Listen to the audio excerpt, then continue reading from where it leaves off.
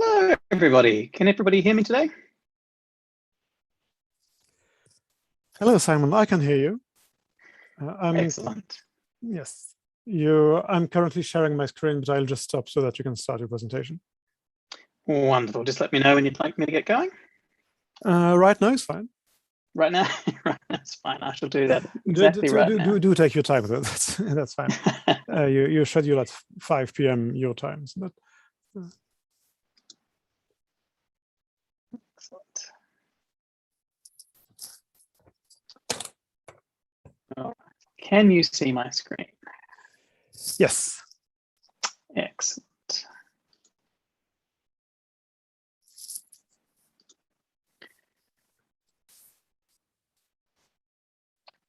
Okay.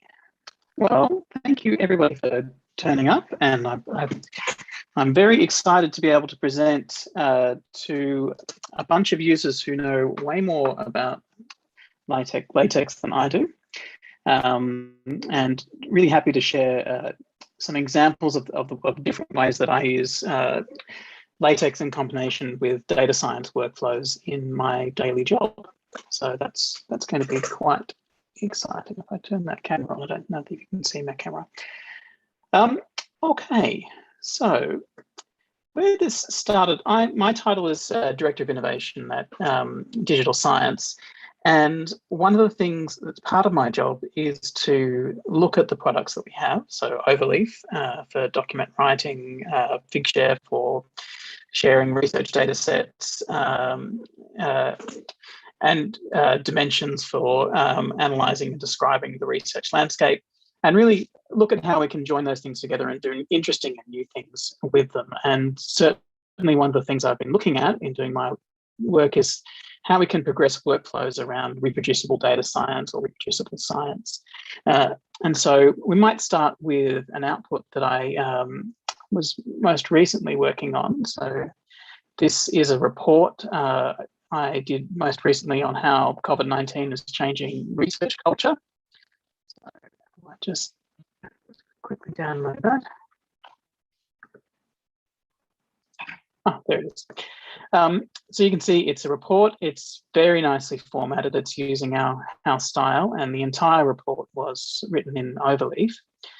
But from a reproducible science point of view, what we've done is we've made sure that every figure you can get to, every figure in every table, you can get a link back to the data that's shared in Figshare, and you can actually get back from the Figshare data to the code. And this reflects a philosophy that I've been building up on, is how can we really connect the code and the analysis we do to the end product. And so if you see this notebook that's linked to the data, you'll see that a little bit under here is a little command that says figure to Figshare and push through to Overleaf.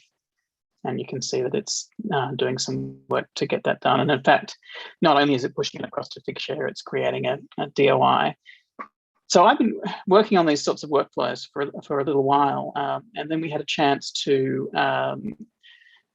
be introduced to a company called Gigantum, which provides a really interesting way of managing all of your data science workflows.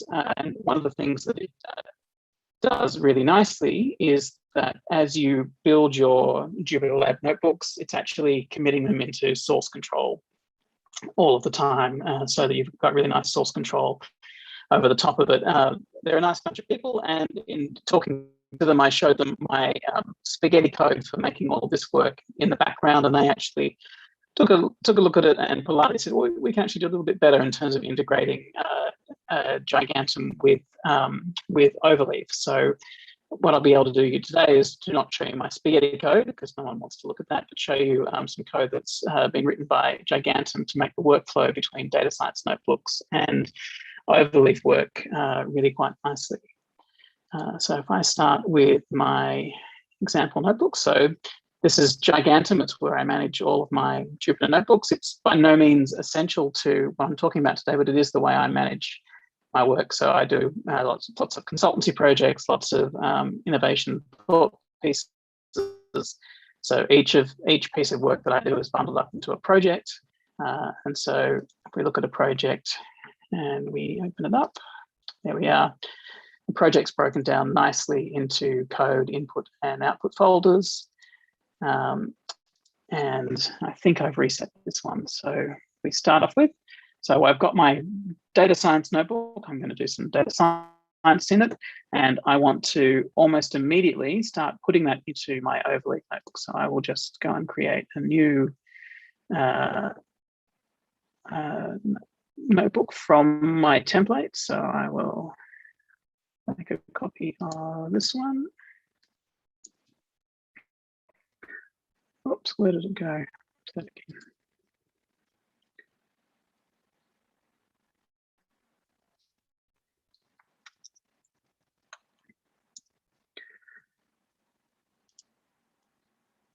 It's disappeared because I'm in my demonstration folder. So I'll go back out to all of my projects.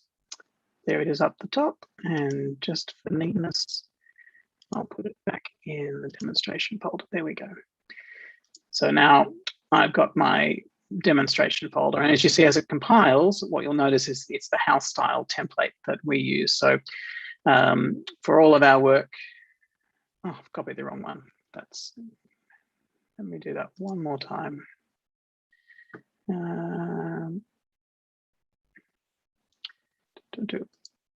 It must be this one that's blank. It's got nothing in it.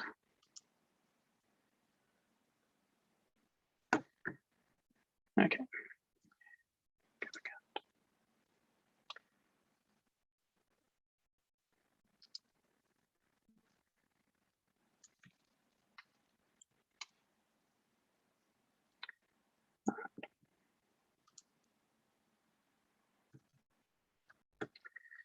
There we go. So it's the house style. It has the front page on it, and all of the different things, which means that I don't need to worry about choosing fonts or adjusting my margins or everything else. All of that's set up for me. So whilst that's compiling on that side, I'll start my data science project on the left here. So I will import all the libraries that I want to use. So I am just using some standard matplotlib libraries and some Seaborn libraries and Pandas. And I'm going to show you two examples. So one is using custom maps, because I think one of the important things about doing it this way is that you can have ultimate control over your data visualizations, and you can push those into overleaf templates, and you're not limited by what you want to do by overly simplified controls, and some basic examples as well. So this step here, this GL equals gigaleaf, is the step that joins my notebook on the left to my overleaf template on the right. It's going to ask me for my Git URL for this document, so I'll get that.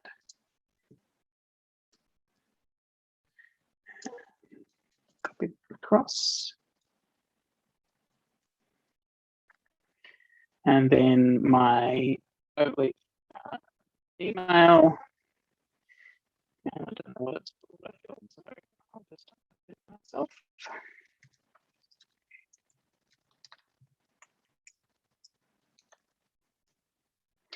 And my password.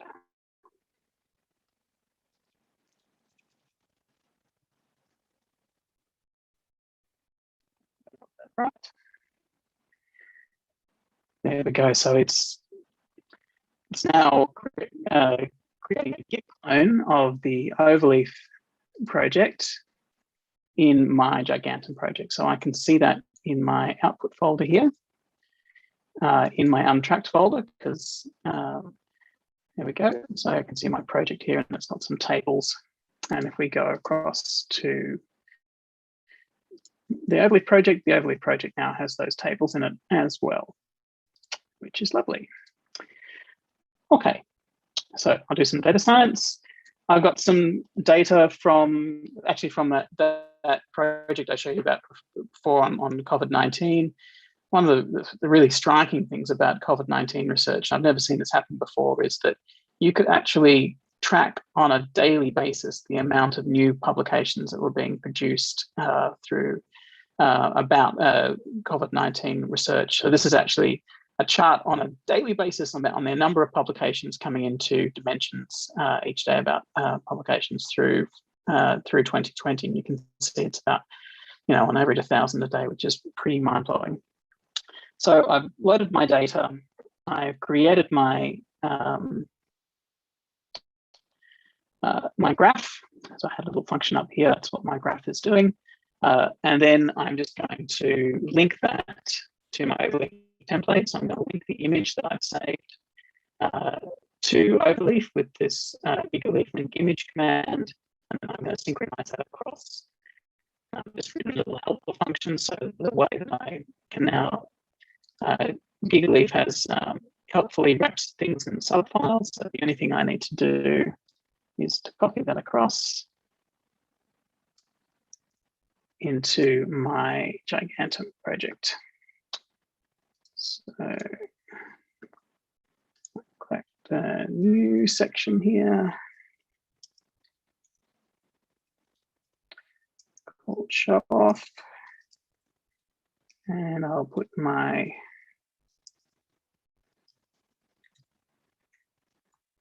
document in there, and I'll just make the compiler put it into fast mode. The front page of our template is done using Xcoffins and seems to slow things down quite a lot.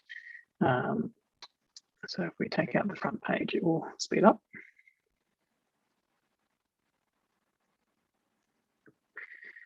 And there we go. So I've got my graph directly created from my notebook into my overleaf template. And if you're thinking, why do I need Gigantum and gigaleaf and all of these things to do GitHub synchronization from Jupyter Notebooks into overleaf, you would be correct. You can do it just using Python's Git libraries. So I have an example in this project. And this project is, I'll share with you, make available to you. To just use Git, the workflow would be something like the following. So you put in your username and password in the environment. You'd need a little ask pass Python script to handle the authentication, and then you would do something like that, which would give you allow you to put the figure over here, and then you would obviously need to use all of the LaTeX commands to actually insert that into your document. But so gigaleaf is just putting a wrapper around something that's already fairly straightforward to do. One of the nice things that that gigaleaf does with the inserting the image, apart from putting it in a subfile and wrapping up all of the labels and the captions functions as well for you, is that as well as the data, so you can see there's the PDF we've just produced, it also puts some associated metadata along with the project. So if we go across here into the Jupyter Notebook, we can see what that metadata looks like.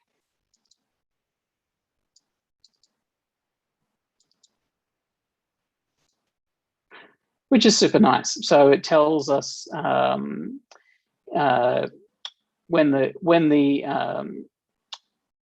the data was run relative to the hash. We've got the label and also the Gigantum relevant path. So there's the document, there's the data path in Gigantum, in overleaf, but actually this image lives in the output folder here. So that's nice to tie it all back. And hopefully, if gigaleaf was to take off as a package, you could extend this with all sorts of interesting information as well. Okay, so we've got our graph, and now that it's connected, back to file outline.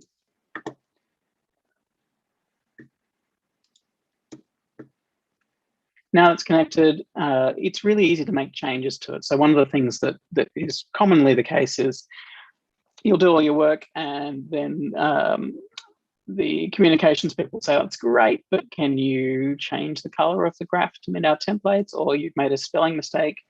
And now that it's all synced up, it's as easy as just making the change in your notebook, and then everything gets synced across. So as simple as that. And now we've got our graph changed in our overleaf template, which is highly useful.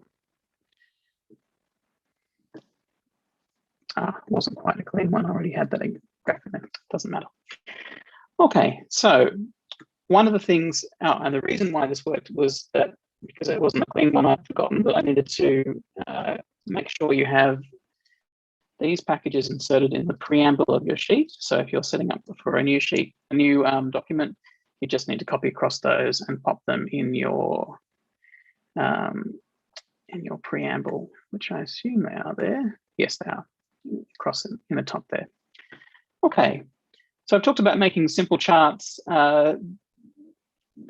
The advantage of doing this is you're free to make as tricky graphs as possible, and this is perhaps the trickiest visualization that I can come up with, which is a collaboration graph based on geo coordinates that we have in dimensions. So we're looking at this graph will show us the research collaboration profile of different institutions in the UK, and we'll map them onto a map of the UK using geolocations, and then we will link them together to show their collaboration linkages using a few different things. So it's quite a striking map that you come up with. So the edges are linked together using edge bundling. So quite nicely, the edge bundling seems to replicate the major highways of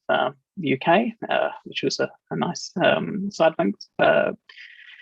effect of the graph. So quite pleased with that, I have to say. I will now be able to copy this graph across to my, if I quickly navigate back. I have to say the new features of Overleaf, being able to quickly zip around the file outline, is very nice.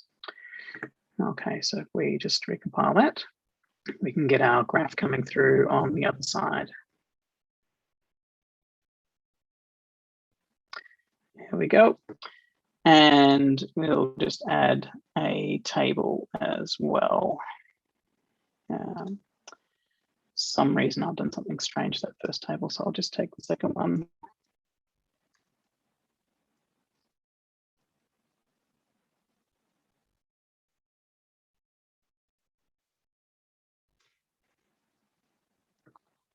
There we go. Grab our table.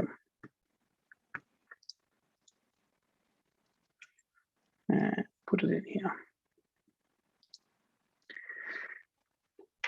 So this actually, for me, this functionality is much more than just a nice demonstration of how you might connect up data science workbooks to this every day. So at the moment, I've got two projects that I'm using this functionality on. One is a research paper that I'm writing looking at the uptake of profiles by researchers, and just seeing how far we've got to go in different countries and in different research classifications. So I can show you what that's looking like, I think, over here. No, that's, no, or maybe I can.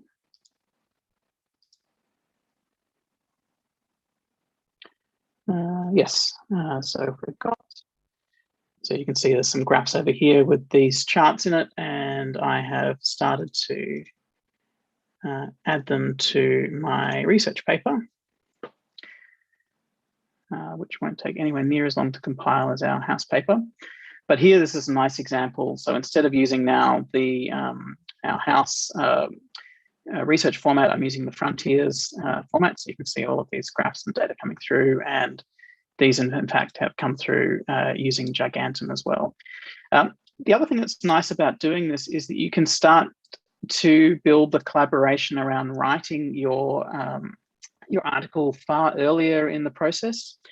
So if you think about what you might do,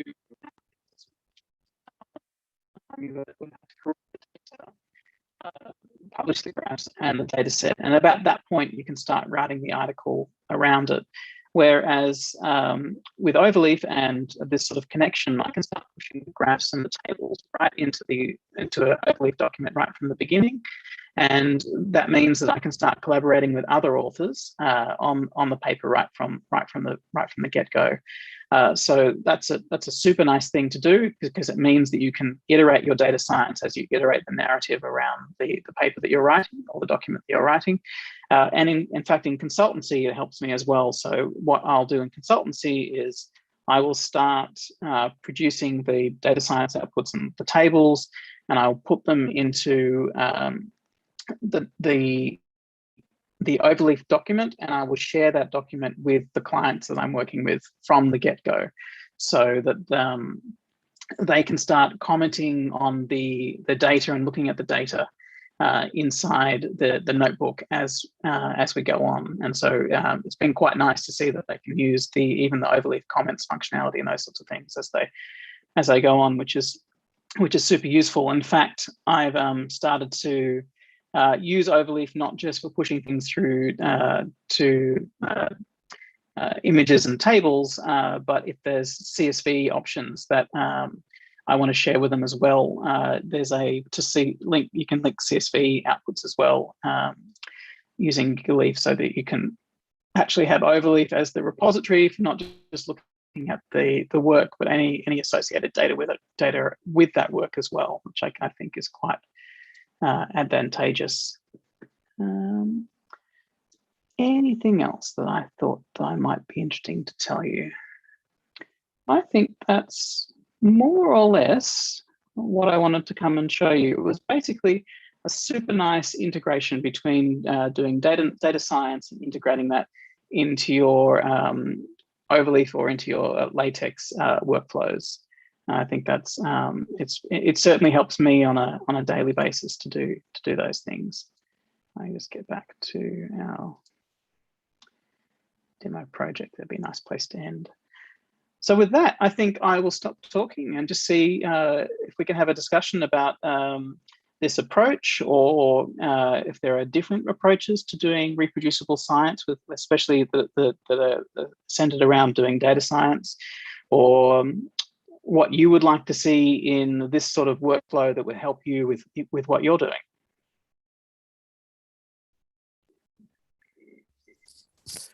Thank you, Simon. If there are any questions from the audience, you can't talk, but you can write a message on the chat, and then I can give you permission. I can give you permission to use your microphone. So let's do that. Yeah, I think Jesus has asked a question about documentation to code, and I will quickly get the code and put that in the chat for you right now.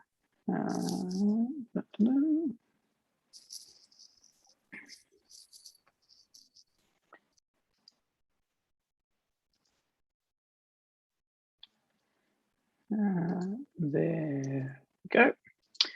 So you can find the example that I went through on the Gigantum Hub, which is gigantum.com, which is a very nice interface over a GitHub repository.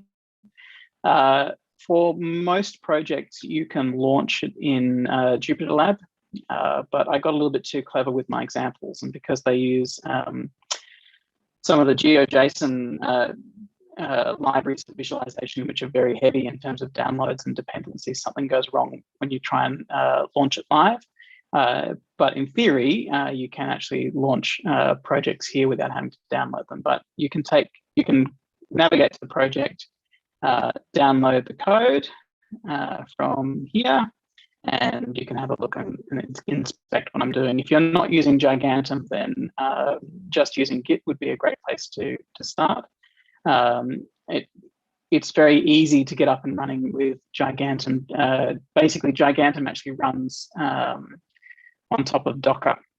on your computer, so you can have completely Dockerized images of your data science projects, which I find super handy as well.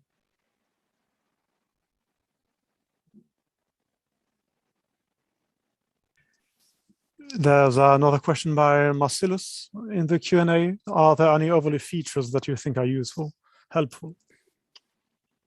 So in doing the, so yeah, it's probably nice to talk about the overlay features that that are certainly helpful. And this one, the first one, I guess implicitly, is the fact that we're treating Overleaf as a Git project. So the first thing that's nice is being able to integrate your project just via Git.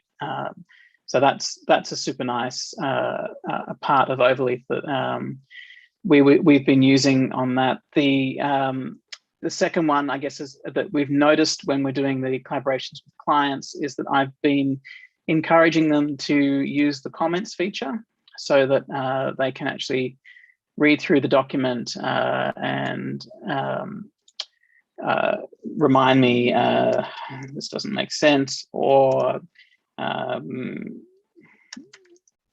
something I normally do is the first time I put data through, I haven't paid much attention to what my columns are called, and so there'll be blah underscore blah because they come from database tables. And it's a good way of in the document as I'm working on to remind me of the things that I've been working on. That's been a super useful function there.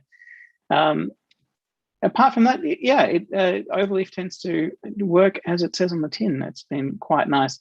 I do work mostly. I'm used to working now in the source pane when I'm writing, but I do find switching to the rich text for writing the narrative around things super helpful. And certainly in client engagements that aren't necessarily tech savvy, being able to present them with a collaborative, technical but easy to access document, the rich text is quite useful there.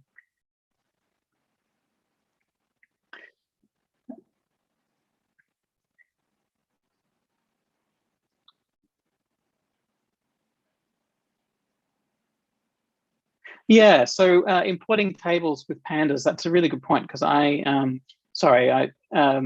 should read out the question.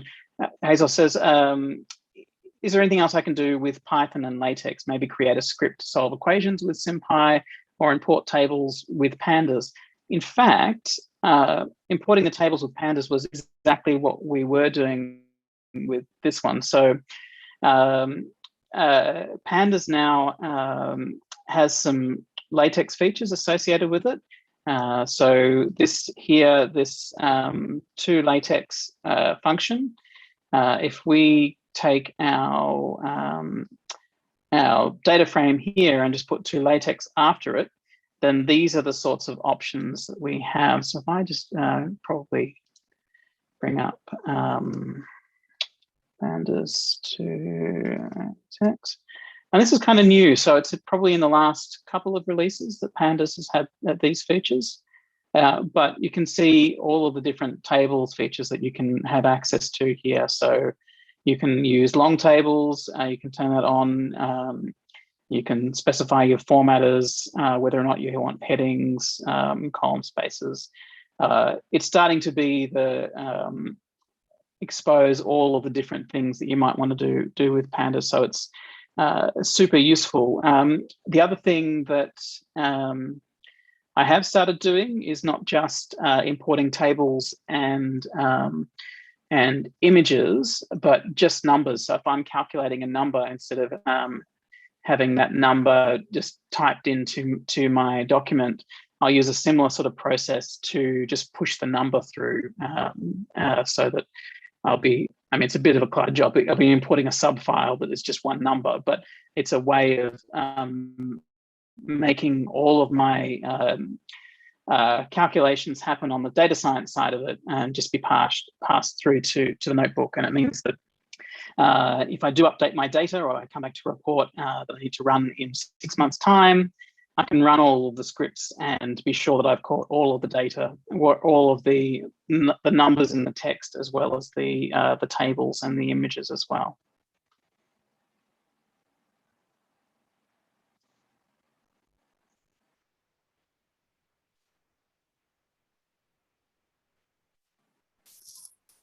Thank you, Simon. Are there any more questions, comments, or wishes?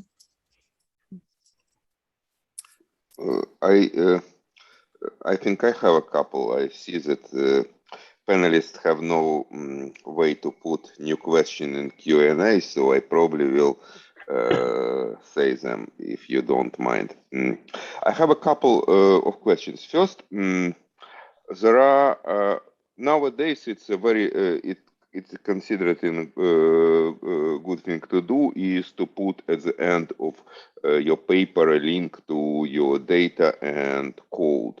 Do I understand it correctly that I can just publish the link to the GitHub repository with a notebook, and it would be something people are going to use? And I hope that it will not have somewhere my credentials. I really don't want to publish my overleaf password this way.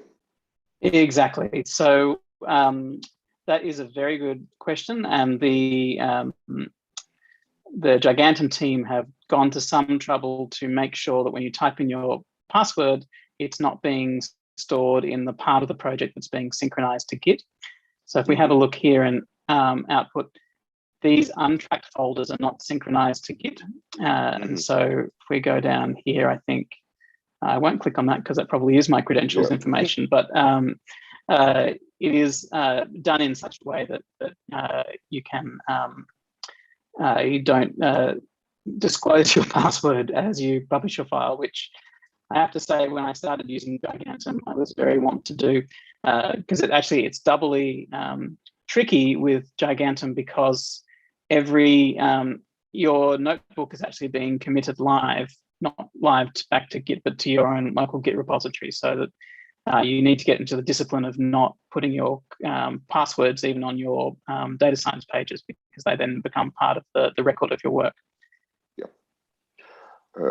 And my second question is, I understand that you clone data from your Gigantum notebook into Overleaf. Sometimes in data science we have huge files with, so I wonder, and you can use LFS with Git to store all these gigabytes of data, but I wonder if I try to connect it to Overleaf, whether I will get in trouble with your servers and things like this. Yeah, so yes, big files are a problem, and I probably wouldn't, it probably isn't a great use case to need to push them over to Overleaf, because then how would you render them? But so the interesting thing is there are actually two Git repositories that are being connected together in this workflow. So we've got one that's down here at the Overleaf level here in Untracked. That's our Overleaf one, and then this encompassing project here, which is being tracked on the data science side and committed back to the Gigantum GitHub project. It still has, if you can possibly avoid it, you probably never want to source control large outputs, just because they just start to blow up the size of your project immensely. So the solution that Overleaf has to that is, sorry, the Gigantum has to that, is to actually put large files that aren't necessarily part of the project per se, but what you need to be working on in the untracked folder, so that you don't put them through. They are working on a separate thing about source controlling file objects, and in the messy code, this is my version over here. I do have workflows that push the data out to Figshare and create DOIs for it as well. But unless you're a glutton for punishment, I wouldn't necessarily use my code, because well, it's not wonderful. It does work, but it's not wonderful. Yeah. Thank you. Thank you very much. Yes, thank you, Simon. Are there any more questions?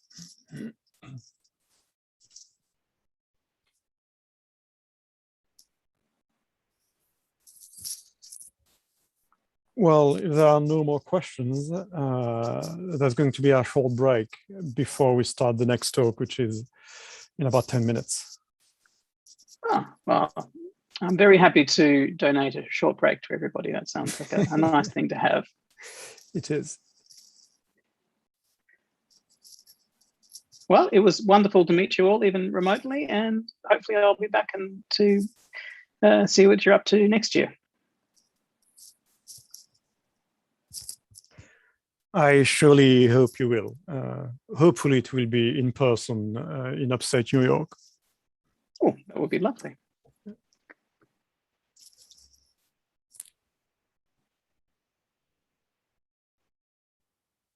So if you, do you mind not I will sharing your stop screen any sharing longer? my screen. There we go.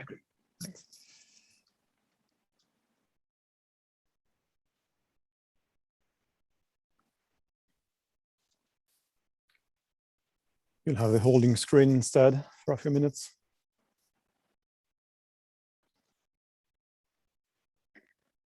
Wonderful.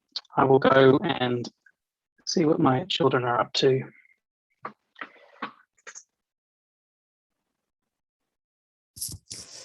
Thank you again. Bye. Bye.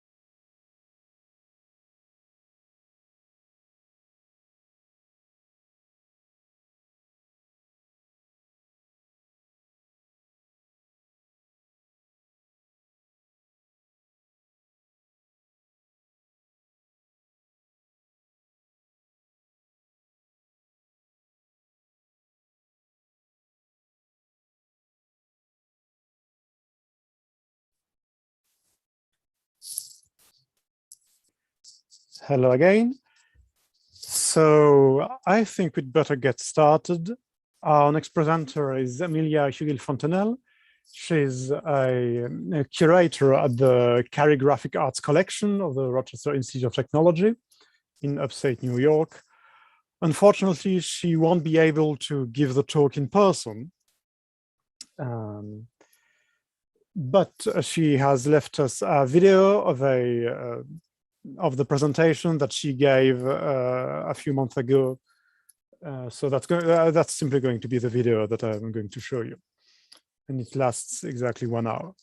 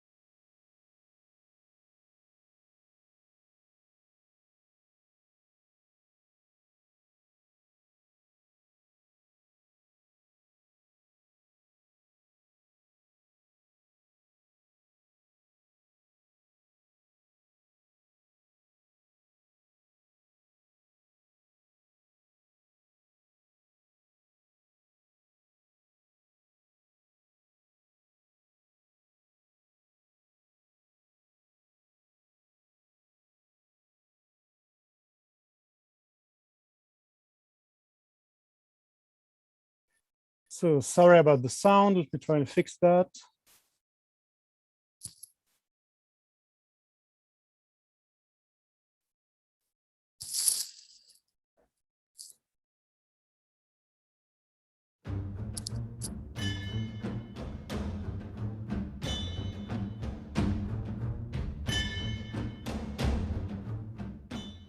I see a lot of my Recording friends is and colleagues published. here online today. I really want to thank you for taking time today.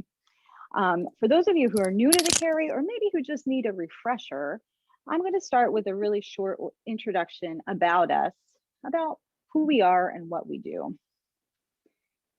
And but before I do that, I really would like to take a moment to dedicate this presentation to the memory of Professor Herb Johnson. He passed away last month, unfortunately. He had such an impactful career that started at RIT in the School of Printing. He's an alum there. He was a book designer, he was an author and a historian. He was a book collector who was very influential. I think he might have been the first African-American to join the Grolier Club. He was my former professor here at RIT. That's how he finished out his career as a professor, and he served a time as curator of the Carey Collection. I learned so much from him as a student at RIT School of Printing, but even much more so as in my work here at the Carey Collection. So he is very missed, but I know that his knowledge and his friendship will go on, and especially with my colleagues, we will work to preserve his legacy at the Carey Collection. Now, speaking of that legacy, the Carey Collection is RIT's rare book library. It was established in 1969, in part as a result of the efforts of Professor Johnson. We specialize in materials related to the history and practice of the graphic arts, which of course is such a wide area of study that encompasses fields like printing history, graphic design, typography, calligraphy, and anything related to the art of the book, like paper making and bookbinding, different kinds of fine press editions, and artist books. We have about 45,000 volumes on these topics and hundreds of primary source archives in the Carey Collection. But the Carey is also enhanced by a comprehensive and working technology collection that focuses on letterpress printing, presses, and type. And of course, that's what you're all here to experience today. So this technology collection has been building alongside paper-based collections for 5 decades now. It includes all manner of letterpress printing presses, including hand presses, platens, and cylinder presses. Some of them are vintage, which we'll be printing on today, but some are really contemporary structures, like this 18th century replica of a wooden common press that RIT mechanical engineering students built in 2016. Of course, one needs type to print, and RIT holds about 1,800 fonts of vintage foundry type. Again, some is cast from modern type founders in addition to the holdings from School of Printing or other places that we have acquired it. And we maintain about 600 fonts of letterpress wood type. One collection that's getting a lot of scholarly attention these days is our rare Hebrew type collection. Some groups are seen here, and we'll pause to look at some of the sorts also. There's a lot of other equipment that supports letterpress, like saws and gauges and heavy furniture, like galley racks and composing stones. We hold everything you need to store type, set type, and do typesetting refinements like kerning adjustments. So, how is it used? That's the burning question. I like to say that any of this industrial realia is preserved through its careful use in countless creative ways, and I'll go over a few right now. First, we support RIT classes. We average over 1,000 student visits in hundreds of classes per year, academic year, at the Carey Collection. Now, about half of them are here to see paper-based collections, and I'd say about half are here to do paper-based research, but also do some kind of printing experience. A lot of times we work with faculty to do kind of supplemental hands-on demonstrations. So for instance, a history of communications class who's learning about how important the newspaper industry was in communication.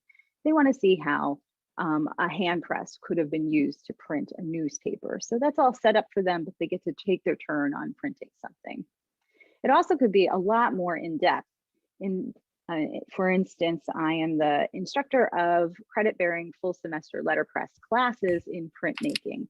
So that's really where this equipment shines, and the students can use their own creative acumen to design and print their own editions. We also make these presses available to the community. I really am looking forward to a time when we can have our spring festival called Imagine RIT run again.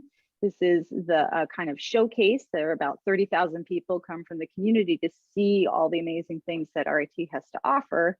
And we continually offer some kind of printing event, and so anybody can walk right up and print with these presses. Because the equipment is so specialized, we also open up to different kinds of universities in the area, like Syracuse University, University of Rochester, and we will teach these same kinds of demo classes. Also, any kind of interest group can book a tour, like the Print Club of Rochester or the American Printing History Association Upstate New York chapter. And as much as we can, and this is part of my favorite intersection, is that we like to see school groups, like usually high school and middle school groups like this Girl Scout troop here who are learning about relief printing. I'm looking forward to a time when that can continue. But in a lot of the work that the technology collection is involved in is research. It can be commercial research, like this typeface here, which just came out about 2 weeks ago from P22 Type Foundry. Our collection of wood type and the proofs generated were the source material for this digital type revival that happens a lot from different places in the world, even where people ask for proofs so that they can digitize and enhance a typeface. The work is not limited to commercial research, of course, scholarly research anywhere from undergraduates to postgraduates. And that kind of work gets published in exhibitions or publications like journals and books. So it's a very active collection. And I know what would be the fun of having it if we didn't produce our own work too. So occasionally, if we have time, we will print things like booklets, the Robert Bringhurst booklet there, which he art directed and I printed. Or maybe I'll take some time to set a holiday card or a greeting card, or work with students to produce some kind of edition, like the Freedom of the Press piece there that I worked with some students to print. And I know you all know this. I'm speaking to the choir. Print is absolutely not dead, and it's certainly not dead here. It's very much alive at the Carey Collection. And so that's what I hope to do today, is illustrate some of our great resources that we have here. So with that, we are going to take a tour through our press room and then also do some printing on our most famous printing press, which of course is the Kelmscott Gowdy Albion Iron Hand Press.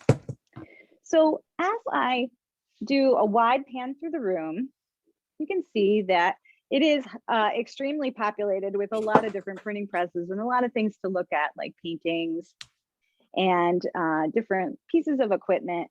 And then we try to, sandwich the paper and the drying racks in between everything in here. So I'd like to say that it's kind of a quasi museum-like setting, but it also is a functioning press room. I'm going to pause in this kind of corner right here and talk about some type collections to start us off, since we'll be printing on the Kelmscott Gowdy press. Let's talk about Gowdy type collections a little bit.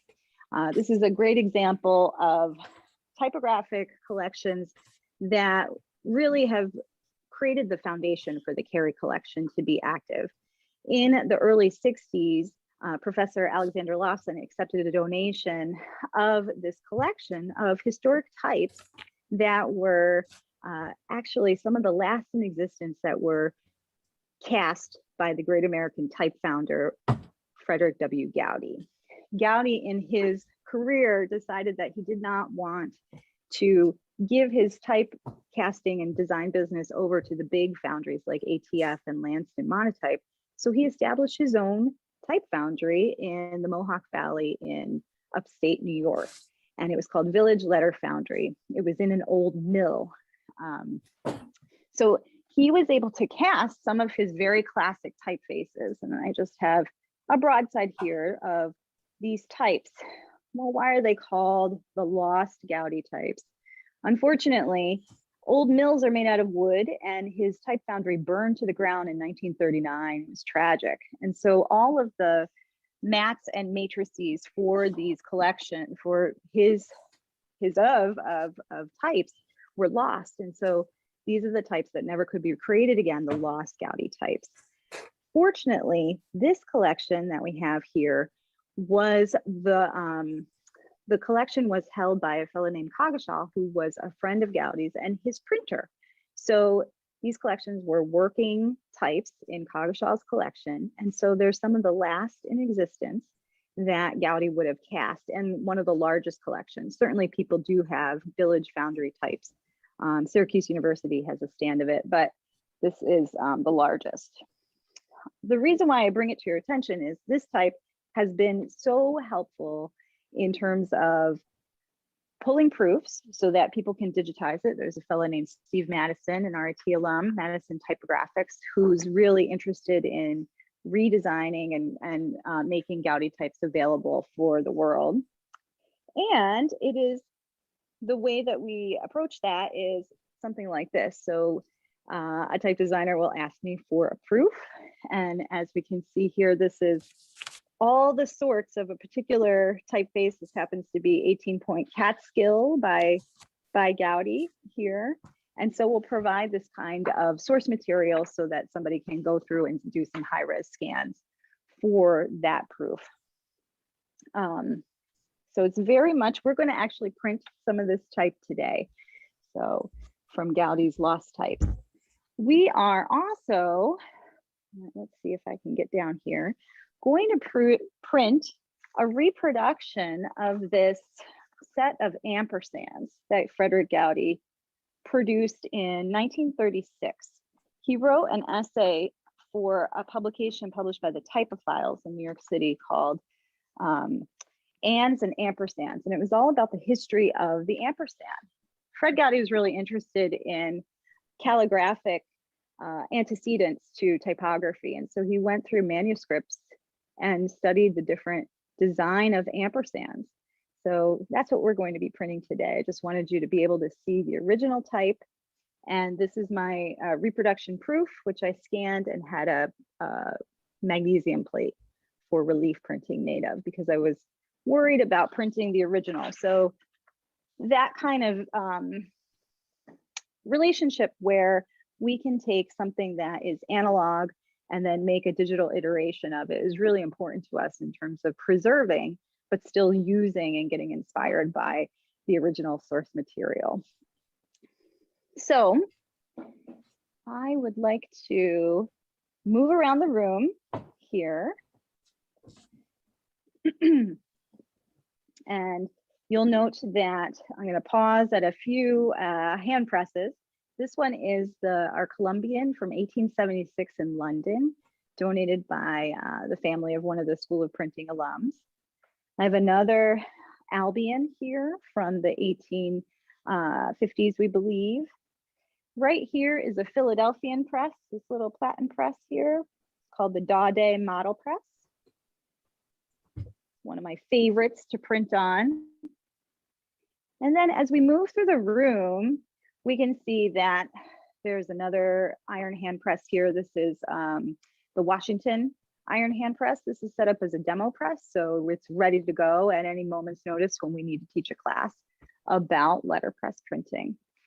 Now, a lot of people, this is by no means all of the printing presses. I said we had about 30. We don't have enough room for 30 printing presses, and truly a lot of them are tabletop platen presses that I can move throughout the university as I need to on carts and things like that. So some people always ask, hey, where'd you get these printing presses? And I like to say that there's about 4 different ways that we have acquired printing presses. The first is through the School of Printing, the old School of Printing at RIT, that, you know, as technology changed and these kinds of presses were not needed anymore, they might, or the type, the letterpress type, they might have made it into the Carey Collection for preservation. And that's certainly the way that type has come for the most part. And our Vandercook presses, our cylinder presses, and also we'll peek around here. You can see a Heidelberg windmill in the corner, along with a cylinder proof press, and there's a Vandercook peeking around there. Another way that often we get printing presses is I like to call the Very Heavy Press Movers Club. So a donation. And of course, If somebody donates a printing press to you, there's always the caveat that you need to move it. So I've been involved with those kinds of scenarios a lot where the donation comes, but then RIT is responsible for figuring out how to move it. Another way, of course, is the students who've been inspired to create printing presses for us, like the uncommon wooden press that I showed in one of the slides. And that's really a great relationship that we have with our mechanical engineering department here to inspire students to help us solve a problem. We didn't have a wooden press, so let's make a replica of one. And then finally, the kind of acquisition that happens, which is few and far between, but sometimes we have to make an exception, is an acquisition through a sale, whether it's from person to person, a private sale, or in this case of the Kelmscott-Gowdy press, through an auction. So this is the Kelmscott-Gowdy press, which is fairly famous if you are interested in book arts history, because the first owner of this printing press, which was manufactured by Hopkinson and Cope in 1891, was the first person who bought it in 1895 was William Morris. And I'm gesturing to a painting here. This is supposed to be Morris with his pressman printing his most famous work, which is called the Kelmscott Chaucer, or the works of Geoffrey Chaucer, now newly imprinted, which was published in 1896 by William Morris's Kelmscott Press. So this printing press has this cult of personality because Morris used it to produce his magnum opus, the Kelmscott Chaucer. And the reason why we know that he used it was, of course, we had the records that this serial number press, which happens to be 6551, was purchased. So his secretary, Emery Walker, had the record for that. But not only that, but the press, because the Kelmscott Chaucer is a folio-sized book that was extremely heavy in terms of illustration all the way to the borders, it needed to be reinforced. And you see these bands that have been retrofitted, iron bands on it, so that the press did not torque under the immense impression of two folio sheets that were so heavily covered with ornamentation, with woodcut and type. So that's the evidence here. So this press came up for auction in 2013. It was acquired by the wonderful donation and help of an RIT alumnus named Brooks Bauer. And it was brought here to the Carey Collection, not only for the wonderful provenance of Morris, but this press has been on the desiderata list of the Carey Collection since it started in 1969 because of the chain of custody of this press. It was, after Morris, it was purchased by another printer, Ashby of Essex House Press, and then it was imported to the United States by Frederick W. Gowdy himself, who was so influenced by William Morris's aesthetic. And so he needed to have Morris's press. Ever since 1923-24, this press has been a New York State press. It has been in various parts of New York State. It went from Gowdy to a kind of dilettante printer named Spencer Kellogg, who lived south of Buffalo, New York, for his Aries press. And then it was published by it was purchased by our namesake, Melbert B. Carey Jr., who ran his private press called the Press of the Willie Whale. And so he purchased it in 1934. After Carey owns this press, we always thought that the Carey collection of books the press should come back to that. So we were able to realize that with the sale in 2013. After Melbert B. Carey dies in 1941, the press goes to his pressman and sits in a basement essentially for a couple decades. And then the press is purchased by a fellow named J. Ben Lieberman, who happens to be the founder of the American Printing History Association. So all of these things come together to make this have such an amazing provenance. And it was really Lieberman who created the cult of the press. We were just talking beforehand, and he would invite people to come and print on this famous printing press in his house in New Rochelle, New York. And so he's also the one to put a funny little Liberty Bell on the top of the press. And that one is right here. Anybody who is British who comes to visit the press thinks that's hysterical because obviously it's a British press, but it has an American Liberty Bell on it. Lieberman was so very ardent about freedom of the press and freedom of expression through printing. So he was the one to put this little replica bell on the top, and anyone who printed on the press in his evenings where people could come and print a bookmark were encouraged to ring the bell for freedom of the press and then sign their names in the guest book to record the event. So I'm gonna ring it one more time because we're going to get started in printing. But as I have used this press for production, I certainly do not ring it every time. I usually ring it in the beginning and ring it at the end of the production run. So any questions before we start to get printing here? Get myself set up in a good way. We have a quiet group today. Maybe you just need some printing therapy, right? Amelia, I have a question about the very beginning. Sure. What kind of people are students at RIT? Can you describe it to us? You know, I worked for like 30 years trying to convince people for careers in mathematics and engineering, and I found that hard. And I believe that, you know, a career within RIT could be even harder. So tell me, who are the people that come in and get interested in this and learn and go through the degree process at RIT? Sure. So the question is, who are our students at RIT? Traditionally, the students that I would see at the Carey Collection when I first started this, and I started 20 years ago, were typically students who were engaged in some kind of arts education through our College of Art and Design. And so we see a lot of graphic design students, a lot of photography students, students who are engaged in doing projects that have some kind of artistic content that needs to be published in book form. So they're looking for ideation. Then in the last 10 years, it's been so wonderful that we've really opened up to all the different kinds of disciplines. So like I said, we see mechanical engineers. Their brains are so amazingly interested in the mechanics of the press, not just what comes off the press when we need to print. And I really value that kind of advice and their expertise, frankly. But what kind of students really?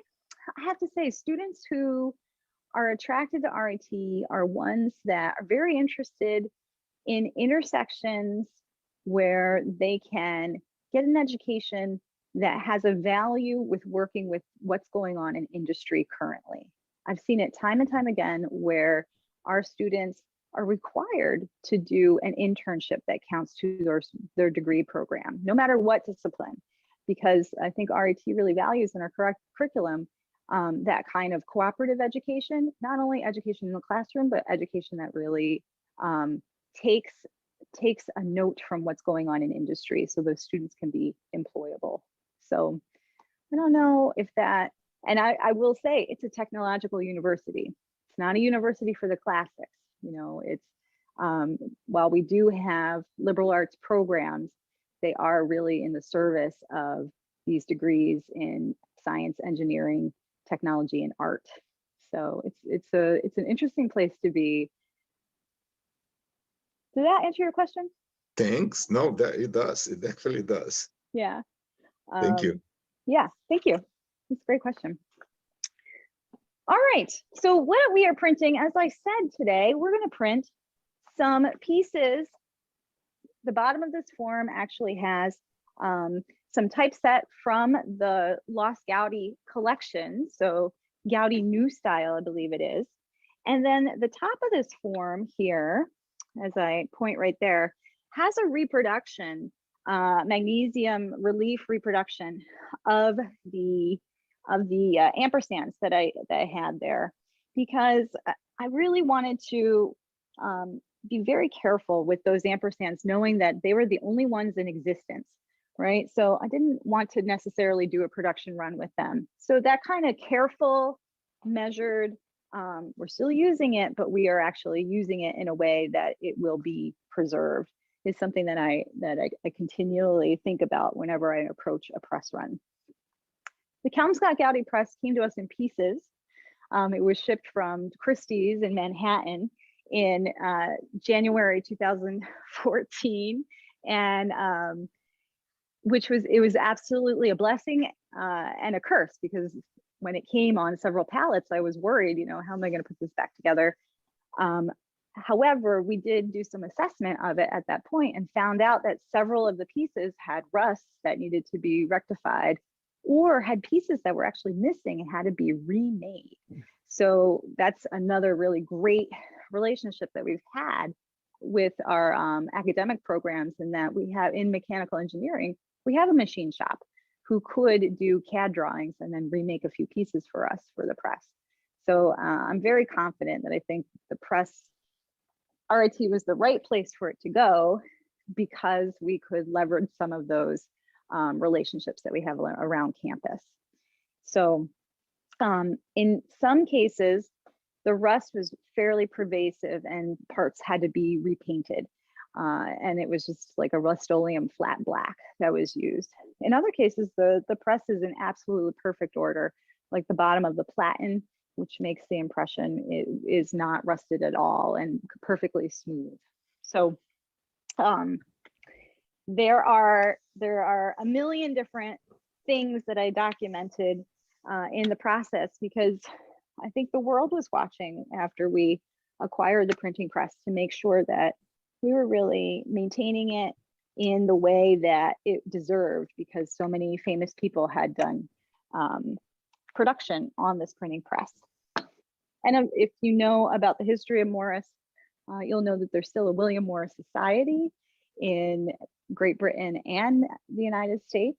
And I'm told that next year or the year after, no, it's this year, is actually the 125th anniversary of the Kelmscott-Chaucer. So this is a big year for this particular printing press, and we hope to participate in some of the festivities there around that. So what I just did was I inked up the press here, our bed of the press, and let me turn, and that's the problem with being your own cameraman. This is the tympan and the frisket assembly. I'm going to put the paper into the printing press and then close this window here. This is called the frisket. So the tympan is the bottom that holds the different kinds of pins that you align the paper on. And then the frisket has the windows so that no ink will get on the margins of the paper there. A lot of people who are engaged in this kind of printing, some of them do kind of very historic reenactions of printing, where they'll use, for instance, animal skin, vellum to cover their tympans and friskets, or do different kinds of things like use ink balls to apply the ink. I used a rubber roller. Carey Collection is interested in production, and we're interested in using modern materials in concert with vintage printing presses and type, etc. So I am using a resin impregnated paper to cover my tympan and frisket. There's tape on here to safeguard it from getting too inky, and I'm using weather stripping to have the frisket bearers so that the frisket doesn't touch the type until the last possible print. So we're interested in using modern materials in concert with the vintage type and presses. So I'm going to carefully close up the tympan and frisket on the bed of the press where the type is. And then let me move myself here so you can see the action. I'm going to roll the bed of the press underneath the platen, which will make the impression, and then pull the lever or the bar. And what happens is that this large platen will come down onto there, and then release it back so it goes up. And maybe the printing gods will smile upon us. And I think they have. Very nice. So let's see. Let me bring that to you. So you can see what we printed just now. Here's Frederick Goudy's suite of historical ampersands. And then the history of writing is in a way the history of the human race, since in it are bound up severally and together the development of thought, of expression, of art, of intercommunication, and of mechanical invention. So words from our American type design heritage, and then a little bit of a colophon on the bottom there. And I designed this long, narrow piece here so that somebody could cut this off and frame this part and then leave off the bottom. I want to show you something. So earlier today, as I was getting the press ready, you know, I printed a few test sheets, and I said, this is the worst printing ever. I know I'm out of practice because I've been on quarantine and lockdown, but I don't know if you can see it. It's super light. Do you see how that one ampersand has a bunch of voids in it? That is not the kind of printing that I expect of myself and this press demands, that's for sure. So do you know what can anybody hazard a guess how I corrected that in the subsequent prints, like the one I just did? Can anybody hazard a guess? How did I correct that? I know I have some printers on the call here. More packing? That is a good guess, but no. I did not add more packing because I didn't want to have such a heavy impression. Make ready. Warm Make up the ready. ink. Warm up Ink the is a ink. good ink Wet is a good guess. paper. I could have changed the viscosity of the ink. But I'm More gonna give you pressure? a hint. What? Wet More the pressure? paper.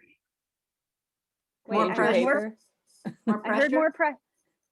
more pressure. But Change what your I paper. change. It has to do with paper, but Wet I the didn't change. paper. What was that? Wet the paper. Thank you. I dampened the paper.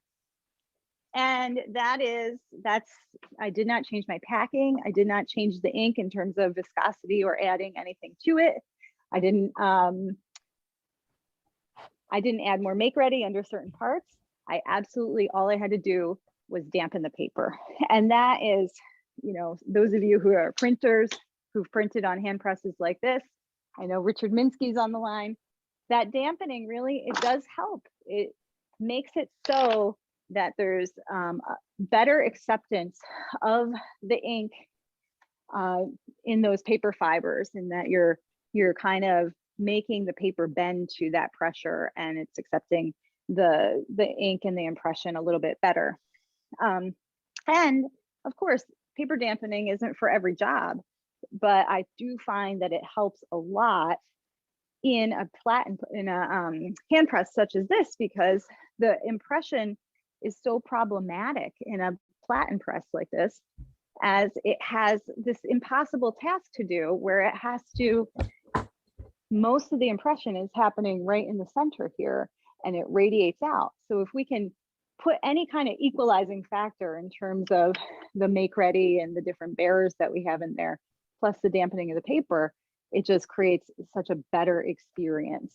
And certainly I've printed dry too on this printing press. I just wanted to throw that out there, that when in doubt, maybe dampen your paper if you can. How do you dampen the paper? So I did the quick and dirty dampening today. If I was doing a production run for this press, the day before, I would take my paper, cut to the size it needed to be, and I would prepare a vat of water, just like a pan, and I would actually put the paper in the water, in the pan like this. So you float it in so it gets wet. And then I'd put it on a sheet of plastic. And then I'd put 2 or 3 dry sheets of that paper on top of that. And then do the same for another sheet and put a wet sheet. So you're alternating between wet and dry. And then I put all of that in a plastic bag and I put it in a book press. So it's flat and it completely has about 12 hours to create its own humidity in terms of the whole bag. There's a lot of different ways to do this. I know printers who have special humidors for their paper. Today, I did the quick and dirty version of that, is that I got a piece of plastic. I put my paper on top of the plastic, and then I got a very lightly wet sponge and touched the top of the sheet, and then put another sheet and wet it again. So that's how I dampen paper today.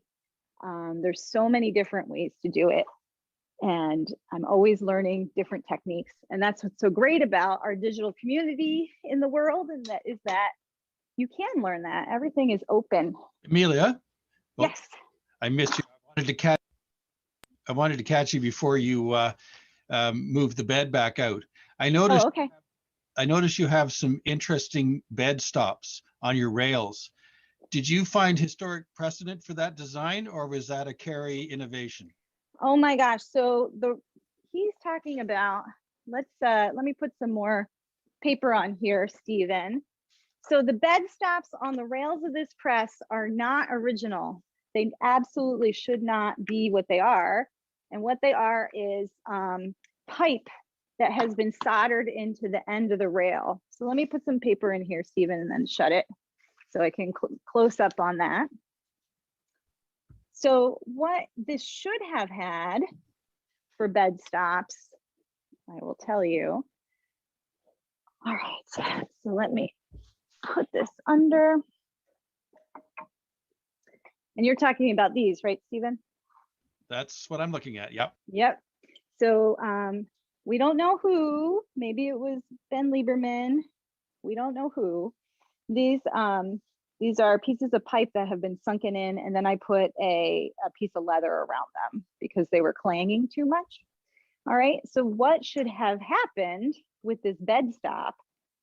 Do you see this part right here? And of course, Stephen, who is a printer, will know this. This is a piece of wood that is a wedge. This should be turned in the opposite direction. And when we take this, next time we take it apart and put it back together, we will turn it so that this becomes part of the braking system for the bed that sits on the rails. I mean, it'll be moot because I'm not going to go into here and start messing around with this. But really what should have happened is this is part of the braking system for the rails instead of those pipes.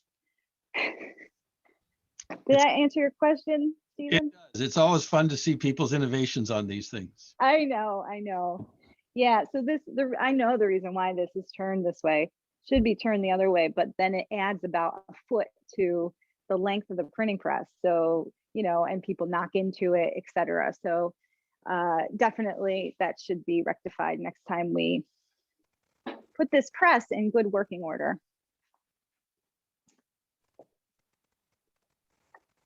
Thank you. I love talking about that. Some people don't care. So we're in good shape here. We're getting some good impression here.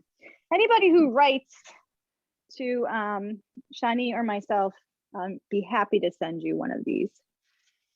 So just send us your address and we can get it in the mail to you.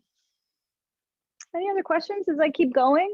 Or some people who are not as excited about Kelmscott Press and would like me to talk about something else, I'm happy to do that too.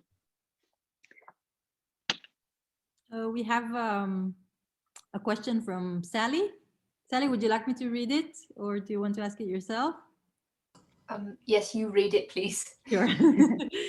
Sally works at the Type Archive in London, and she asked, will she be able to share a recording of this session with your colleagues? And I can tell that, yes, we're recording this session, and we will upload it to our YouTube channel. We are updating the video with closed captions. So once we're done with that, we will put it, and it will be available, of course, and I will email everyone once it's up there. Thank you very much. Sally, have you been to the Kelmscott House in England? Yes, only once though. Yeah, I'd like to go again. It's definitely on my bucket list because I want to crawl all over their press. William Morris had thought that he had 4 different presses for Kelmscott, his Kelmscott press. And this is one of them. One, of course, is in England still at the Kelmscott House in Hammersmith. And then the other one is at the Huntington Library in California, but I'm told it's in storage. And then there's supposed to be a 4th one, but some reports say that it was lost. So it's my goal, if we ever are able to travel again, to get to the 2 other remaining Kelmscott presses and have a good look-see at them and make some comparisons between the one that's here at RIT and those ones.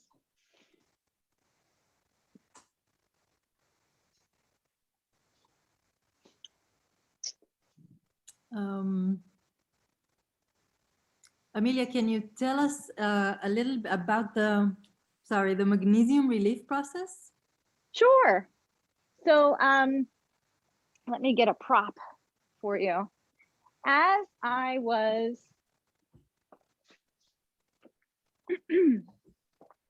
I was worried. So this form of ampersands that I showed you was cast by Fred Gowdy at his Village Letter Foundry. And so I could never replace this. If something happened on press, like I dropped a piece of a tweezer on top of it, I'd nick it, things like that. And I absolutely did not want to be the one responsible for ruining Frederick Gowdy's piece there. So what I instead did was I took a really excellent, an excellent proof, and a proof with the bearers there. So I knew that the printing surface and the cylinder, I did it on a cylinder press, was absolutely tangent to that type so that I wasn't over inking. And then I pulled it into Adobe Photoshop through a very good scan, probably 1200 DPI, and made a digital version of it. And then we have a service that's close to Rochester and Batavia, New York, called Hodgins Engraving. And so I sent the digital file there, and then they were able to, it's a photo etched magnesium plate. There's a lot of different vendors that make this, but what's good about it is that they also put it on a type high printing block. So the magnesium is very, very thin, as you can see, but then the block is brought up to the standard of type high, which is 0.918 inches in the American standard. And here I have a great example of one of these magnesium plates that was done exactly the same way. RIT illustration student made it for me. It's an RIT Tiger printing on the Kelmscott press. Haha, how cute is that? So digital file started, and then it is able to be made into an analog printing matrix. That is not new in any way. The digital to analog is very common. You might have seen it through things like a polymer plate. This is a relief polymer plate, which is used in letterpress printing today. And my favorite new stuff, this is a 3D printed plate. So this is a piece of 3D printed plastic in relief, and I'm able to put it on a printing press and print it the same way as the vintage material. So Hodgins Engraving in Batavia is our vendor that we use. There's a lot of other ones, especially in New York City area. I think a lot of people use one called Owasso. There's all different kinds of vendors that do that kind of work. Amelia, a follow-up on that. The magnesium plates can easily oxidize and the surface get destroyed with the white oxidized powder. Do you do anything in storing yours to prevent that? That is a great question. No, because our temperature and humidity are greatly controlled in our area. And that's the challenge. Like, we're in a rare book library, so we have to be careful about the paper materials that are around here. But also it's very conducive to keeping the presses and the type in good working order. However, places that I do know that the oxidation happens, like the South Street Seaport Museum in New York City, they had a flood a few years back. All of their magnesium plates were ruined because of the exposure to wetness. One of the things that could happen that you can do to prevent that, I've heard you can put Vaseline or some kind of oil on the tops of the magnesium plates. I've heard that, I have not tested it, to kind of seal it so that it does not oxidize as fast. I have a little piece of memorabilia that I'd like to share. It's a paperweight that I have on my desk. Maybe Shani can feature you. Is that you, Bill? No, it's Ken Davis. Oh, hello, Ken. Sorry. You sound like a friend of mine. This was, yeah, probably it's that New Hampshire accent. This was given to me many, many years ago by a person who worked at a printing company locally. And I assume everyone knows what this is, but hardly anybody knows what it is if they're not involved. It's a type high gauge. Yes. Those are great. I love those. I have a really good one here. Where is it? So that opening is type high. I have a great type high gauge right here. And yes. Sorry, my face. Let's see, here we go. The type gauge, and it has different point sizes on the one side. And then this part right here is 0.918. So you could put a piece of type in there and measure to see if it's the right height. But yours looks way better. It looks like a lobster claw. It's way better designed, I think. We have another question here, Amelia. Yeah. Glenn is asking, is there anyone still doing electrotyping? It seems like there's a lot of overhead, but he expects that there's some industrial need for it still. So I'm going to turn that question over to Professor Frank Romano, because I think, do you have an electrotype box there at the Museum of Printing in Haverhill, Frank? No, we don't.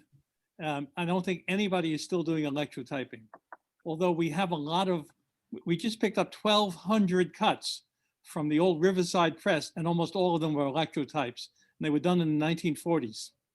Yeah. I saw on, whoever asked that, I saw on the Letterpress Facebook group, I think it's called Vintage Letterpress, somebody was asking about for drawings of electrotype boxes because he wanted to recreate one. So I don't have any information about that. I do know that some in the American Typecasters group, ATF they're called, there are some of them, some of the elderly gents who have electrotyped matrices so that they could cast type. So it's happening, but very little. I don't know much about it, but I could, if you send me a message, kind of connect you with some of the ATF fellows and see if you can get more information about it.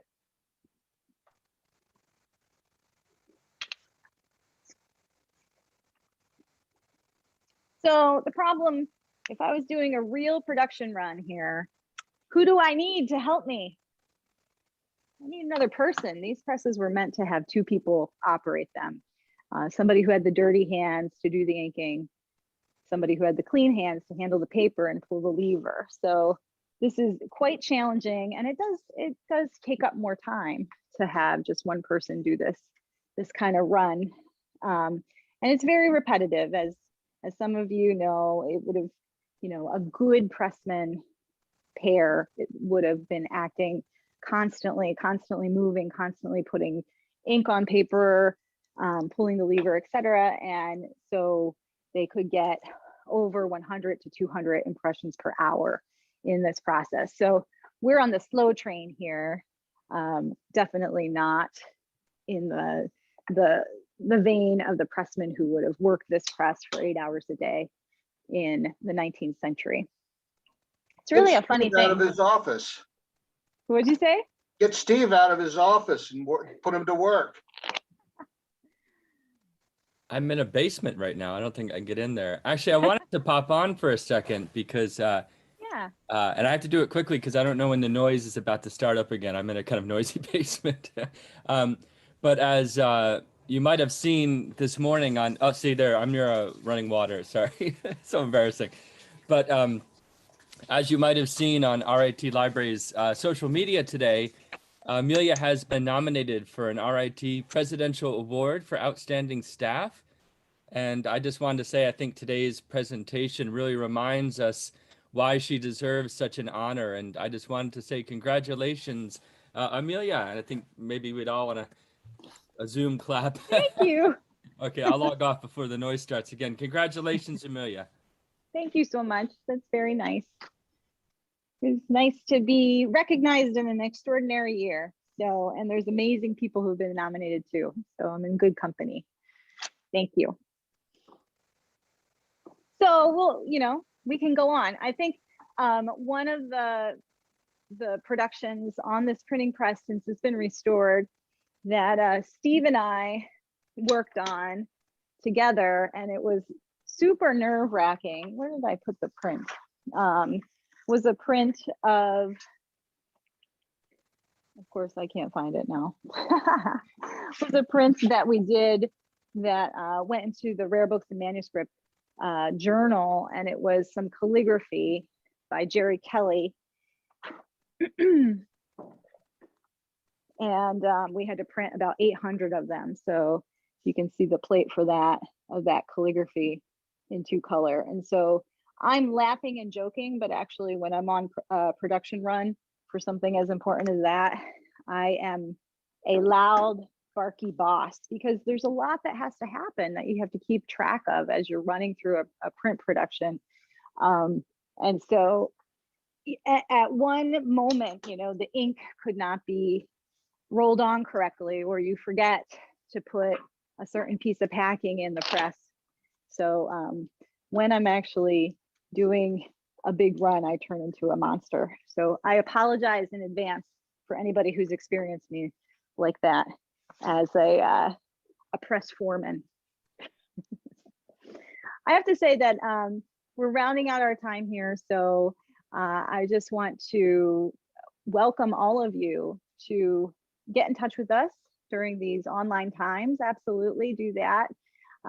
You can find all of our coordinates at carey.rit.edu. And also, if and when we can travel again, you are absolutely welcome to make an appointment to come and use the collection, get a printing demonstration, get a tour.